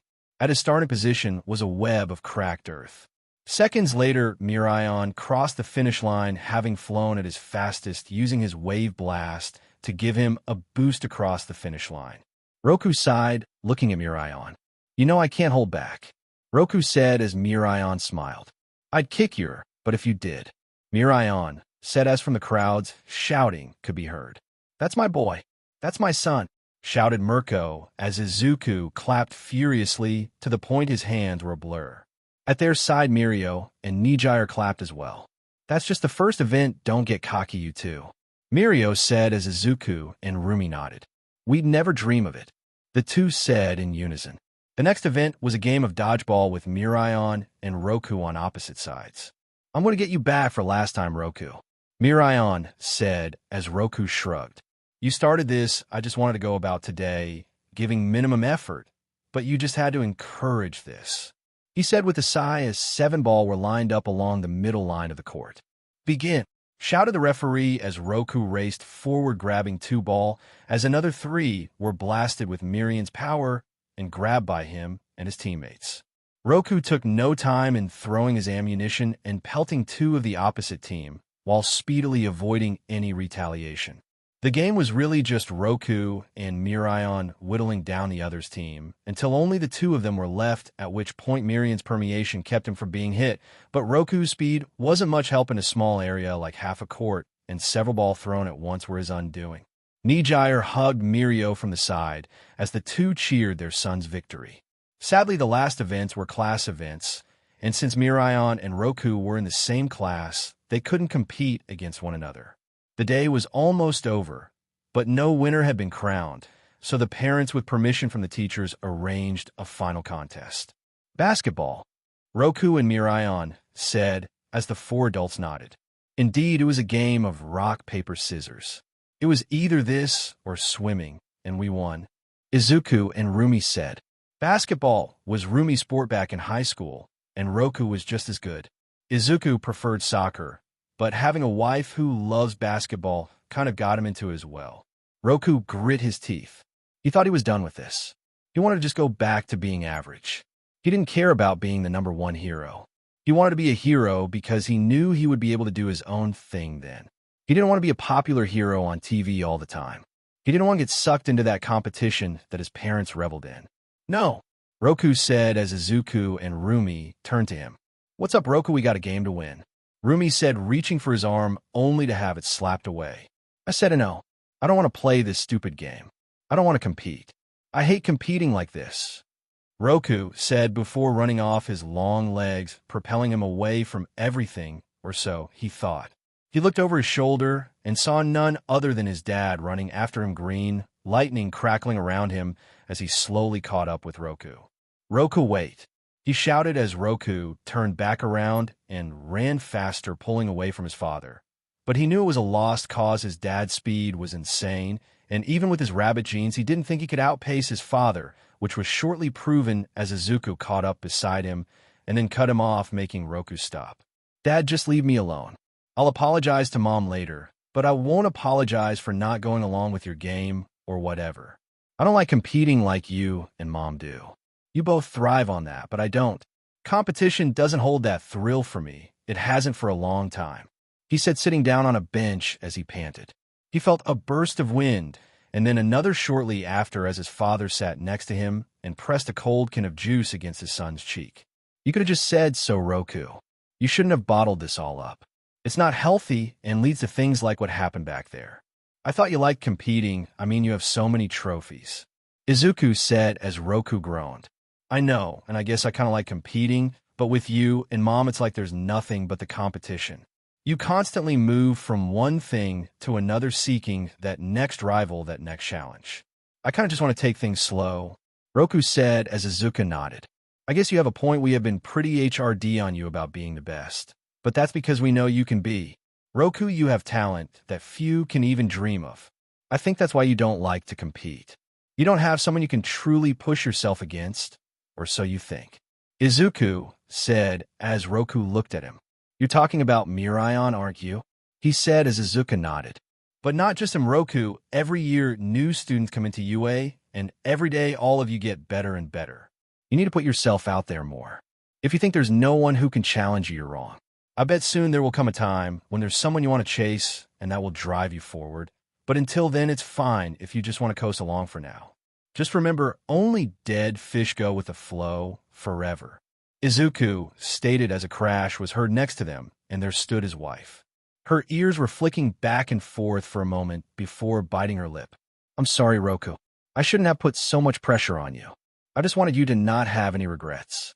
I believe life should be lived to the fullest, but that might hold a different meaning for you, she said, sitting next to Izuku and snatching his juice can and drinking from it as the three sat there and just lived in the moment. The next day, Roku came into class with his ears standing straight up and walked over to Mirion's desk and leaned forward. You're not going to beat me, Mirion, no matter what, Roku said as Mirion's eyes grew wide and a smile came over his face. I'm not going to stop trying, Mirion said happily. A girl walked down a narrow street, looking left and right as she smiled into a nearby window. This girl had light blonde hair done into a pair of twin tails and vibrant green eyes. When she smiled, it revealed a row of sharp teeth that clicked together. She was wearing a BLD red skirt with black shorts underneath and a tight white t-shirt. Several bracelets jangled on her wrists, and her eyes were adorned with near neon eyeshadow. Her nails were a garish leopard print, catching the light as she moved through the darkened streets. As she walked, she noticed the gaze of several men, but none interested her except one. He was tall and as milquetoast as they come. Her type, without a doubt. She thought to herself as she licked her lips. She walked up to the man and slid against his chest. Is there Mr. Care to have some fun? She said, wrapping her arms around his neck. You in no then. His refusal was stopped as the girl put her finger against his lips. Sure, come on, don't leave a girl hanging, she whispered as she pushed him backwards to a darkened alley. I'm PLE, please, SSD stop, he said before yelping as the girl reached into his pants. It's okay, I promise you'll like it, she said, opening her mouth only to be yanked backwards by her other hand by a firm, strong grip. I think that's enough, Hinako, a man said in a firm voice. Hinako looked up into the face of a number one hero, Deku. Their green eyes locked for a moment before Hinako frowned and looked down. Deku looked away from her to the man against the wall as he shook his head and held up his hands. Please, Deku, sir, I didn't do anything, I promise. She just cam dash. Deku held up his hand. I know it's okay, go about your day, citizen, and don't stop smiling, Deku said as he gave a bright smile of his own, instantly reassuring the man, who gave a small smile of his own before rushing off. Wow, I think he wanted you more than he wanted me, Dad, Hinako said, wrenching her hand from her father's. Of course, that was only because he let her. She knew with his strength she'd never be able to pry his grip from her. Deku said nothing before grabbing hold of Hinako and throwing her over his shoulder. The girl gave a loud yell as she was carried off. No, stop, I'm being kidnapped. The number one hero is kidnapping me, she shouted as Deku flew through the skies before landing at a nondescript home on the outskirts of town. No one would think that the number one hero would live in a place like this, but that was how things had to be when you were the father of a child whose mother was a psychotic serial killer. Izuku placed Hinako on her feet gently as he sighed. I wish you wouldn't do things like this, Hinako. You're better than all this, he said, gesturing to her ostentatious way of dressing. Hinako rolled her eyes. Like I care what you think. I'm just your dark little secret. Why not drop the pretense, Dad? The only reason I'm here with you, and not in some orphanage or foster home, is because you couldn't risk someone finding out that the great and honest Deku had a child with a supervillain. You're not my parent, you're my warden, Hinako said as she went into the house and tossed her shoes off and then threw her bag in the corner of the living room. Hinako, that's not true, you're my daughter, and no matter the circumstances of your BRTH, I love you, Izuku said as Hinako grit her teeth. Then why won't you act like it? Who besides me, you and Uncle Toshi know who my mother is? She asked as Izuku closed his mouth. Nobody, that's what I thought, not even Grandma, knows who my mother is. What do you tell everyone anyway? She asked, walking toward her dad. Or am I some pathetic child you saved in one of your rescues and took in because I had nowhere else to go? Am I just your new Aerie? Hinako shouted as Izuku looked at his daughter. This had been a problem for some time now, since Hinako had found out about her mother. She'd been curious about it for years, and Izuku had brushed it off, saying he'd tell her when she was older or just changing the subject. But Hinako was persistent, and while he was out on a prolonged mission, Hinako had broken into his computer and found all the information he'd kept about Himiko Toga. Needless to say, when he came back, Hinako was furious and demanded to see her. Izuku had refused, and since that day months ago, Hinako had went off the rails. She changed everything about herself, started acting out, and skipping school. It was hard being a single father, and Izuku was at his wit's end with her. You're my daughter, Hinako, you mean everything to me. I don't know how many different ways I can say that I love you before you believe me, he said before Hinako stomped her foot. I don't want you to say you love me, I want you to prove it. I want to see my mother, she shouted as her eyes changed to a BLD red color, and Izuku felt a pull in his body. This was the reason that he couldn't allow Hinako to live in the city. Her tantrums weren't just loud, they could be deadly with her quirk. Izuku's arm was pulled up and twisted almost to the breaking point as he was forced to his knees and his neck began to twist. He clenched his teeth as one for all flowed through his body, sparking green lightning and breaking the control Hinako had over his BLD, allowing him to stand again. That enough, Hinako? Izuku shouted as his daughter recoiled from her loss of control over him. She stumbled back and leaned against a wall for a moment before glaring at him and running to her room and slamming her door. Izuku groaned as he pressed his temples. His heart was pounding in his head, and he could feel a headache coming on. Izuku walked to the kitchen and grabbed a glass of water as he went over the events of the past few months. I don't know what to do, he said as he drained the glass as his phone went off. Izuku groaned, hoping it wasn't an emergency. He couldn't leave Hinako right now. Izuku looked at the caller ID and saw that it was Shoto. He answered. Hey Shoto, how are you? Izuku asked as Shoto's cool voice came over the receiver.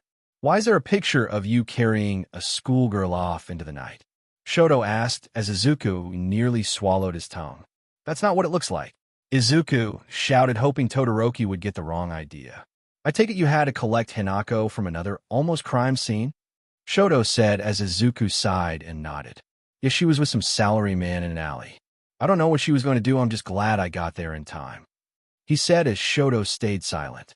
If you want to talk, I'm willing to listen, Shoto said as Izuku smiled and sat down on the couch. Thanks, Shoto. Things have been rough since she found out about her mother, Izuku said. He couldn't go into full detail, but he could let some things go. Oh, you mean Himiko Toga, Shoto said as Izuku nodded. Yes, she. Wait, how do you know who her mother is? Izuku shouted, sitting up. He knows he never mentioned Toga by name, and the most he'd ever given to describe her was that she was an inmate arrested for a string of assaults. It's kind of obvious, Izuku. Just look at Hinako, and then couple that with the vague truths you give about her. It's not hard to figure out. Still, I'm sure that the only ones who know about Toga are myself, Bakugo, Achiko, and probably Tsu, Shoto said as Izuku groaned. Well, Achiko always knew. I didn't know about the others. I'm surprised Kakin hasn't said anything to me about it. Not that we speak all that often, Izuku said as Shoto posed his assumption. So Hinako is asking about her mother, and you don't want to tell her anything in the hopes it will protect her from that side of herself, Shoto said as Izuku nodded. Yes, exactly, and Hinako doesn't understand that. She thinks I'm doing this for my own benefit, Izuku said as Shoto gave a soft chuckle. What's so funny? Izuku asked. She doesn't understand because you're wrong, Shoto said as Izuku arched a brow. What do you mean I'm wrong? I'm just trying to protect her, Izuku said as Shoto shook his head. Do you remember when we were in high school and you forced me to use my right side? I refused to do so because I rejected my old man's power, but you made me see that it wasn't his power, it was mine. You're doing the same thing to your daughter, Izuku. You're cutting her off from half of who she is. She's confused and angry. You have to tell her the truth, Izuku, or else she'll never be whole. Izuku leaned back as he sighed. Shoto was right. He knew he was the second the flame hero said it. I don't know if I can. That wasn't the best time for me. I wish it never dashed. Don't say that. Don't even think it, Shoto said, immediately cutting Izuku off. If you say you wish it never happened, then you're also saying you wish you never had a daughter, and that is something no parent can ever say, Shoto said as Izuku bit his lip. I'll talk to her. Thanks, Shoto, he said. Thanks are unnecessary. We're friends, and this is what friends do, Shoto said as Izuku laughed. I guess you're right, he said before hanging up and rubbing his face. Tomorrow is going to be hard. Hinako rolled over in her bed and rubbed her eyes as the sun cast its thin light across her bedroom. Her sleep had been fitful at best.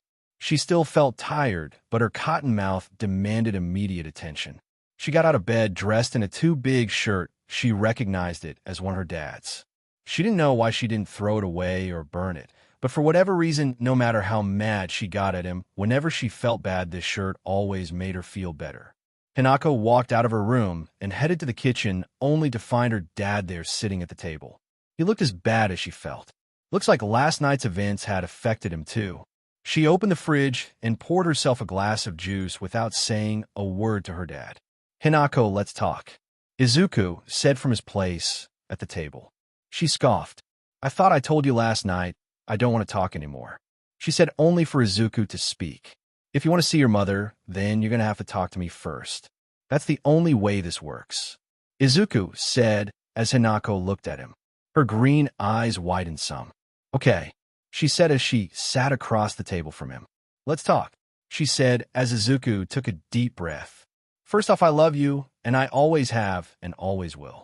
You are my daughter first and foremost. Everything I did was to protect you, but a friend of mine showed me how selfish my actions were, and for that I'm sorry, Izuku said as Hinako looked at her dad.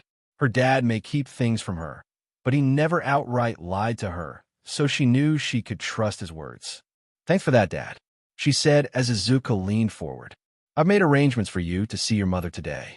She's being held in a maximum prison called Tartarus. But before we go see her, I would like to tell you the circumstances of your BRTH. Your mother and I first met when she attacked a camp I was in at the time. She became obsessed with me. I met her several other times after that before she seemingly disappeared. I was in a relationship with another girl. We were happy for a time, but it didn't work out. She left me, but then she came back. I was so happy that I didn't think anything strange was going on. How should I put this? We celebrated our reunion, or so I thought. Izuku covered his face at what he would have to say next. We were together for 2 weeks before I realized that she wasn't who she said she was. It was Toga in disguise as her. I realized that she had been working in the shadows to break us apart and then take her place in my life. Of course, I took her into custody, but by then she was already PRGNT. So now I have the mother of my only child in prison for life, and a baby girl I don't know the first thing about taking care of or how to tell her who her mother is. I kept it a secret from you because I thought it better you didn't know, but also because your CNCPTN was part of one of the darkest times in my life. It's not your fault, don't ever think that, Izuku said as he looked at her. Hinako looked at Izuku as he dragged his hand down his face. She could tell this took a lot to say, and now that she knew these things, she knew what she had to do. Thank you for telling me, Dad, she said as she rounded the table and hugged him. I'm sorry about what I said last night. I just didn't want you to keep this from me anymore. I know you love me, she said as the two embraced. Izuku and Hinako walked into the lobby of Tartarus, one of the world's most secure prisons on the planet. Izuku was dressed in his hero suit, a green bodysuit patterned with white across the chest and a red cape at his back. He met with Shishikura, the lead guard of Tartarus. Everything has been arranged per your request, Deku. Shishikura set his hands behind his back as his narrow eyes went from father to daughter. Right this way, he said, turning on his heel and proceeding forward. I'm not going, Deku said, his fist clenching. I can't see her, he said before looking at Hinako. I'll be waiting here for you, he said as he gave her a gentle push forward after Shishikura. Hinako nodded as she followed the guard to a small room divided by a barrier of glass. There was a chair on either side of the glass. Hinako sat in one as the door was closed behind her. The room was blank, the walls white, except for the cameras dotting the walls and ceiling. Hinako rubbed her arms as she sat there. The room seemed really, or maybe that was just her imagination. She was nervous about this. After everything her dad had told her, she'd spent most of the night looking up her mother, and she was terrified by what she saw. The door on the other side of the room opened, and a woman was brought in by 3 guards in full riot gear. The woman was average height. Her blonde hair was down to her shoulders, except for a pair of messy buns on either side of her head. Her golden eyes flicked around the room for a moment before settling on Hinako. Hinako saw her eyes crinkle from a smile that she couldn't see under the Hannibal mask she had on her face. She was dressed in white prison scrubs, and her hands were held together by HNDCFFS. The guards went about undoing her mask and placed her in the chair opposite Hinako before leaving the room in haste. Hinako distinctly heard the sound of a large lock being slammed into place. The 2 women stared at one another in silence for a moment before Himiko broke the silence first. You're a pretty girl, Hinako, Himiko said with a motherly smile. I see Izuku has been taking good care of you. That's good. I always knew he'd be a good dad, she said as she scooted forward, her golden eyes scouring every inch of Hinako. Izuku doesn't send me pictures of you. He's so selfish, Himiko said before waving her hands. Sorry, Mommy shouldn't complain about Daddy. Himiko apologized. Why, you're Himiko Toga, right? Hinako asked as Toga cocked her head. Yes, of course, but I prefer if you call me Mom, Himiko said with a small smile. Hinako looked at her mother. This was her mother, the woman who killed so many people. But there had to be a reason for it, right? Her mother was a high school student, for F's sake. There's no way a high school student just wakes up one day and decides to become a serial killer. I came here today because I wanted to know you. Dad, you didn't tell me anything about you until last night. He said you tricked him into loving you, Hinako said before a thud was heard and looked up to see her mother had slammed both her hands against the glass.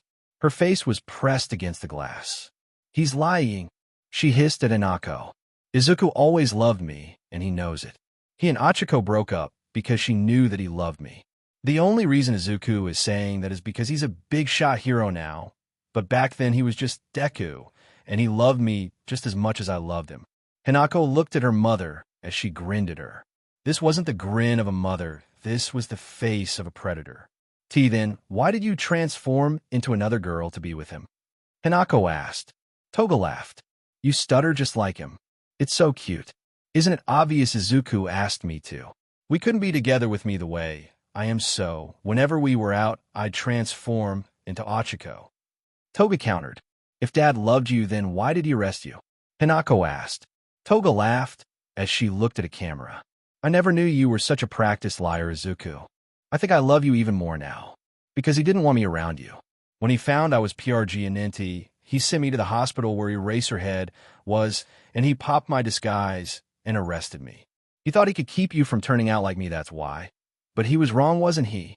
Toga asked as she looked at her daughter. You're like me. You want to be free and do what you want, whatever you want, right? Himiko said as Hinako bit her lip. She had been feeling like she was suffocated under her father, and she wanted to act out. She wanted to be herself. You have him inside you, Hinako, you're my daughter. You're me, and I'm you, Himiko said, pressing against the glass. Hinako stood up, slamming her chair to the floor. No, I'm nothing like you, she shouted as she reached her hands to the glass. Toga felt her body jolt as her limbs became stiff and then started to bend in ways they shouldn't. So, this is your quirk. I like it. You could kill so many people, she said before her neck began to turn. Hinako grit her teeth. I'm not like you. I'm not like you. I'm not like you, she chanted over and over as Toga's head began to turn further and further. The door was thrown open as Izuku grabbed hold of Hinako. Hinako, stop, stop. You're not like her. I promise you're nothing like her.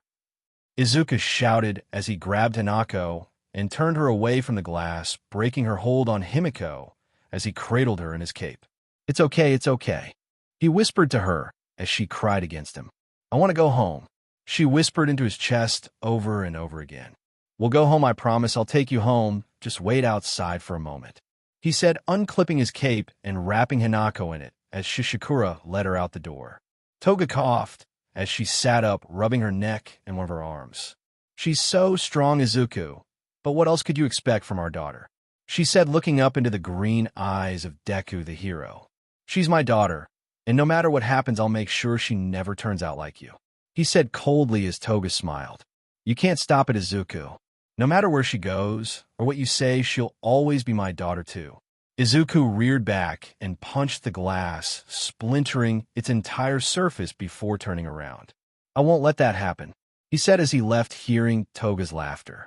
It had been a week since Hinako had seen her mother, and she and her father were touching down in front of a doctor's office. Both Midoriyas took a deep breath before giving a small, awkward chuckle. You don't have to do this if you don't want to, Izuku said as Hinako gripped her father's hand. I don't want to, but we both need to, she said with a smile before elbowing her father in the side. Don't tell me the almighty Deku is scared of a little therapy, she said with a smile as Izuku smirked. No, just feel kind of silly coming here. I face all kinds of threats and never needed this before, but now. Izuku trailed on as Hinako walked forward. This is my first time too, Dad, and I'm glad we're doing this together, she said with a smile as the two walked into the office. An alarm went off for a split second as a slender hand slapped it off. From the covers of a large queen-sized bed emerged a blonde girl with bright green eyes. She stretched as she opened the curtains next to her bed, looking out at a peeling stone garden of the white sand perfectly raked. This girl is the only child of Izuku Midoriya and Himiko Toga, 14-year-old Hinako Midoriya. Hinako slid out of bed dressed in a tank top and panties. She skipped to her bathroom, a wide grin on her face, showing off an array of pointed pearly whites. Hinako did her morning routine before getting in the shower. Today was a special day, and she needed to look her best. Her father was coming home today. As she exited the bathroom in her birthday suit, she found her mother sitting on her bed. The two looked like a before and after picture, or an older and younger sister. The only differences were Hinako's green eyes, whereas her mother's eyes were golden, and Hinako's smattering of freckles, both gifts she got from her father. Today's the day, honey, Himiko said as she stood up in a red blouse and jeans with heels. In her arms was an outfit for Hinako to wear. The girl looked at the ensemble and smiled. Sure as Mom, I can't wait, Hinako shouted as the two embraced. There was a gentle but firm knock at the door before a tall woman, wearing a black suit with silver hair tied back into a ponytail and BLD red eyes with a sharp horn above her right eye entered. Madam, young MSDRS, it's almost time to depart, the woman said as Himiko smiled and nodded at Hinako before walking towards the silver-haired woman. Get dressed quickly, Hinako, your father has been waiting for long enough. Thank you for the reminder, Eri, Himiko said as she walked out. Aren't you excited, big sis? Hinako asked as Eri turned to Hinako and gave a gentle smile. Yes, young MSDRS, I am quite happy to see the MSTR return. Now hurry and get dressed, your mother is right. The MSTR has been far more than patient, Eri said as a light spark glinted off her horn before she left. Hinako smiled as she got dressed quickly. Her mother had picked out a modest red skirt and a black and white striped long-sleeve shirt. Hinako and her mother were driven to a courthouse which was surrounded by a deep crowd. People were holding up signs with pictures of her father, some of them even had her father with a giant X over his visage. Hinako growled as she clenched her fists. Easy, darling, these people don't matter, Himiko said as she placed a hand over her daughter's. If you say so, mother, Hinako said as their car was parked and the two women were escorted out of the car by Eri and a small platoon of guards. Izuku Midoriya is a butcher, shouted a man before hurling a rotten tomato. Eri reacted, immediately grabbing the fruit out of the air and hurling it back, splattering the man with it, as Hinako and Himiko gave a small giggle as they walked into the courtroom and sat down. Izuku Midoriya was led into the courtroom. He was a tall, live man. He was clean-shaven and his hair was combed back. Izuku wore a deep green suit as he sat down with his lawyer. The judge made his way to his bench and sat down. It was an older, jowly man who looked out onto the room before locking eyes with Izuku. The older man coughed before speaking. Ladies and gentlemen, we are here to ascertain the innocence of one Izuku Midoriya. He is charged with trafficking human organs of the deceased who were in his care. What do the people find? The judge asked as the delegate from the jury rose. Your Honor, we were unable to come to a majority vote. The courtroom erupted at this statement. The judge banged his gavel multiple times as Izuku shook hands with his lawyer. The prosecution immediately jumped up. Your Honor, we would like to retry this case with a new jury as soon as possible. After gaining control of the court, the judge looked between the two parties. Prosecution, this trial has been going on for several months. The jury has already been switched out once. I cannot subject anyone else to these proceedings. The evidence you have has been tried and explained to death. It's time to call it quits and think of something else. I hereby declare Izuku Midoriya acquitted of all charges. That is all. Izuku stood up and smiled at the prosecution and then turned to his family, hugging his daughter and wife. Fantastic work, as always, Marui. Izuku said as he and his lawyer shook hands once again as they exited the courthouse. There was a media circus waiting for them outside as the conclusion of the court was made public. Izuku walked down the steps toward his car, only to be intercepted by two well-known individuals, Red Riot and Lord Explosion. You did it again, didn't you, Deku? F with people's minds to get your way. You're as much a piece of SHD as you've always been. Katsuki Bakugu said as Izuku shrugged. I have no idea what you mean Kakin justice was served here. I'm innocent, Izuku said as Bakugu stepped closer to him. UF Slime, this isn't over, not by a long shot. I'll get you if it's the last thing I do, Bakugu said before Izuku's lawyer pushed papers into Katsuki's face. I'll choose not to take that as a threat, Lord Explosion, but consider yourself served. This is a restraining order. You are not to come within 100 feet of Mr. Midoriya or his family. The harassment you and the police have committed against Mr. Midoriya ends here. Bakugu snatched the papers as Marui stepped back, but once Izuku and Katsuki locked eyes, his mind was assaulted with images. His girlfriend and fellow hero Achiko Uraraka was bent over a table as Izuku F'd her from behind and smiled in Katsuki's face. The papers in Katsuki's hand exploded as he blasted Izuku in the face, making him fall to the ground. Eri moved like lightning, going to reach for Katsuki before Izuku's voice rang out. Don't, Eri. Lord Explosion just broke the law in front of all these people and cameras. Izuku was being helped up by a furious Toga as she glared at Bakugu. Hanako's eyes were BLD red as she stared at the man. It'd be so easy to kill him, just burst a BLD vessel in his head, and that would be that. Izuku stood up, wiping BLD and soot from his face as he stroked his daughter's hair. It's fine, Hanako, let the police do their job, he shouted as he locked eyes with Commissioner Tsukachi. The man grit his teeth as he walked up and clapped cuffs on Bakugu, who was being held by Red Riot as he ranted and raved. What the hell, man, you can't attack him like that, shouted Kirishima. I'll end you, Deku, you hear me? If you come near her, I'll dash, he shouted before the click of HND CFFS brought him back to reason. He looked at the cuffs and then at Tsukachi. What the F are you doing? He growled as Tsukachi took a deep breath. You are under arrest, Lord Explosion. As you know, attacking someone unprovoked is assault, but even worse, you use your quirk on a quirkless civilian. That upgrades it to aggravated assault, Tsukachi said as Bakugu growled, about to release another stream of ranting, but Tsukachi cut him off by leaning in close. Don't make this worse than it already is. I don't know what he did to make you hit him, but he's got the high ground right now. They have claims of harassment against you, and now an assault. If you make a scene, that'll play right into his hands, Tsukachi whispered as Bakugu bit his tongue. Tsukachi turned to face Izuku and his family before bowing low. Please forgive Lord Explosion's outburst. As the police commissioner, I take full responsibility for his actions. Izuku wiped his face, noting the BLD from his lip, and looked at Tsukachi. Sorry, Commissioner. I'm normally a forgiving man. I save lives for a living, but this is too much. A hero assaulted a civilian for no reason. I plan to press charges against Lord Explosion, so any other conversation you want to have with me will be with my lawyer. Now, if you don't mind, get out of my way. I'd like to go home. Izuku said, adjusting his suit, as Tsukachi took a deep breath and led Bakugo away, followed by Red Riot. Izuku and his family climbed into the car as his lawyer spoke. I'll have the papers drawn up immediately to have the full extent of the law brought down on Lord Explosion, sir, the lawyer said as he left. Izuku nodded as he shut the door and was driven off. Once inside the car and away from the courthouse, Izuku burst out laughing. That idiot Katsuki, he said, snickering as he licked the BLD from his lips.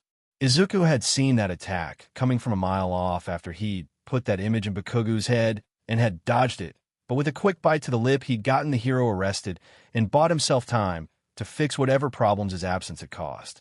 Toga giggled as she leaned against Izuku's side and kissed him, savoring the taste of his BLD on her tongue. You're really bad, Izuku, she whispered against his chest as Izuku shrugged. The world is bad, he said simply as Hinako threw herself across her father's lap. Dad, you're home. I'm so happy. Hinako squealed as Izuku stroked her hair, causing the young girl to purr like a content kitten. That's right, sweetheart, just in time for my little girl's birthday, he said, drawing attention to Hinako's birthday. Hinako smiled at her dad as they continued to drive. So how many people did you bribe on the jury to get off? Himiko asked as Izuku leaned back. More than I should have. I learned that out of the 12 of them, 7 thought I was guilty and 2 were on the fence. The remaining 3 thought I was innocent. I offered the 2 fence sitters a nice bribe of 10 grand each, and one of the ones who thought I was guilty, turns out his mother needed a new liver. I called up a few connections and got her that liver. So 3 people, he said with a shrug as he noticed they weren't driving to the Shai Hasaikai base. Himiko, where are we going? He asked, looking at his wife, who looked away and whistled suspiciously. Izuku's eyes narrowed as he leaned towards her and blew air against her neck, causing her to yelp before he bit her ear, making her, You know I'm a doctor, and nobody knows your body better than me, he whispered as he nipped on her lips. Okay. You don't play fair, Izuku. It was a surprise. I'm taking you out to dinner at your favorite restaurant, she said with a huff as Izuku leaned back and smiled. You're so sweet, he said, kissing her cheek. Izuku and his family walked into the empty restaurant with Eri and his bodyguards. Standing at a table was the chef owner. Mr. Midoriya, your table. Izuku smiled as he sat with Toga and Hinako on his left and right. Aizen, I told you, just call me Izuku. How's the lung? Izuku asked as Aizen took a deep breath. Working hard, sir. I've got my full course lined up for you and your family. It will be here shortly, Aizen said before leaving. As he did so, Eri stepped forward. Boss, I know it's not proper, but the men and I have prepared a gift for you as well, she said as Izuku turned to face her. Oh, he asked as Eri pulled her finger and having 2 of her men drag in another Hasaikai member. The man was bloody with one of his eyes swollen shut. This is the reason your handoff went bad that night, boss.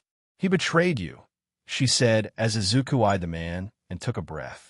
All of you, every Hasaikai member pledged loyalty to me. They drank from my sake cup and made themselves my children, my family. So why did you betray your family? Izuku asked the man as he breathed through a broken nose. A tear slipped from his eye. I love you, boss. I would never betray you. What I did wasn't meant for you. It was meant for her, he shouted, staring at Eri. I wanted her out of the way. I knew I could take her place and do a better job. Please, Pops, understand, I would never hurt you on purpose. You weren't supposed to be there that night. You never handle the exchanges. Izuku cocked his head to the side. So, it's my fault that your greed and jealousy nearly got me locked up and removed from my family. What a foolish son you are. Normally, I would have you killed in a brutal manner, but we're in an ally's restaurant, and I don't want to disrespect his place of business.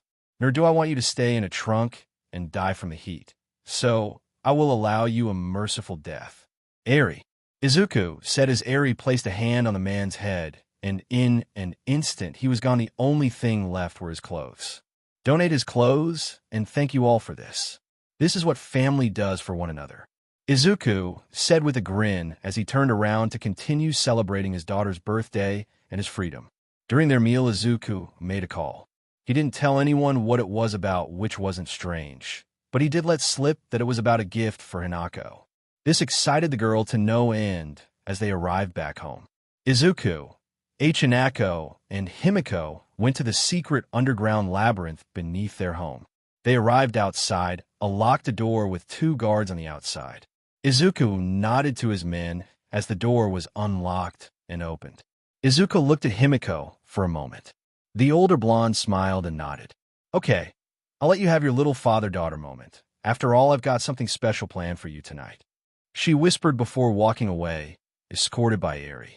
Izuku and Hinako walked into the room, and in it hung an NDE blindfolded woman with her hands chained to the ceiling and her feet spread apart and chained to the floor. Happy birthday, Hinako, Izuku said as he walked up and tore the BLNDFLD off and locked eyes with Achiko Uraraka. There was a flash of recognition before Achiko screamed and tried to attack Izuku. Let me out of here. You can't keep me here. Katsuki is going to kill you for this. Achiko shouted before Izuku backhanded her. Silence. Katsuki isn't going to do a DMN thing. He's too busy rotting in jail for the night at least, and that will give us plenty of time. Izuku said as he walked over to a table and unrolled several surgical utensils, the first of which was a scalpel. Now, Hinako Uraraka here is going to be your training partner. I know since I've been away you haven't been able to train, so I'll be instructing you on where best to use your quirk. Twisting veins to break a person's bones, closing BLD vessels, all that good stuff, but I think a visual aid is in order, don't you? Izuku asked as Hinako smiled wide and nodded vigorously as she stepped towards her dad. Thank you for the present, Dad, she shouted happily. Izuku smiled a sadistic grin as he turned to Achiko. You're very welcome, sweetheart. Now the first thing we do is remove the skin, Izuku said as he moved towards Achiko, who shuddered and flinched away from the blade. Now hold still, wouldn't want to nick something important, Izuku whispered as he pressed the blade against Achiko's arm. Just think of Kakin, he said with a dark chuckle as he made the first incision, and Achiko began to scream. Katsuki walked out of the jail cell he'd been kept in overnight. Tsukachi had been able to pull some strings to make sure he was kept isolated and only stayed overnight, but that didn't help with the charges he would be facing in the future. Kirishima was outside with his car ready to take the blonde home. The two rode in silence as they arrived at Katsuki's home. He and Red Riot walked in, and as they rounded the corner, they stopped at the grisly sight in front of them. Achiko hung from a meat hook in the middle of the room. Her body was SDRPPED of its skin, except for what was on her face. Her organs were arranged under her in a circle, perfectly tended to, and stapled to her chest was a simple missive. Here's your PND of flesh. Katsuki fell to his knees, tears streaming down his face as Kirishima threw up. Deku, thank you for joining with us in Journey of What If Deku Had Multiple Children with Multiple Women. A big thanks to Jojoflow for creating such a captivating story. Don't forget to visit their profile on fanfiction.net. The link is in the description below. If you liked the video, do subscribe to the channel for amazing content. See you soon in the next video.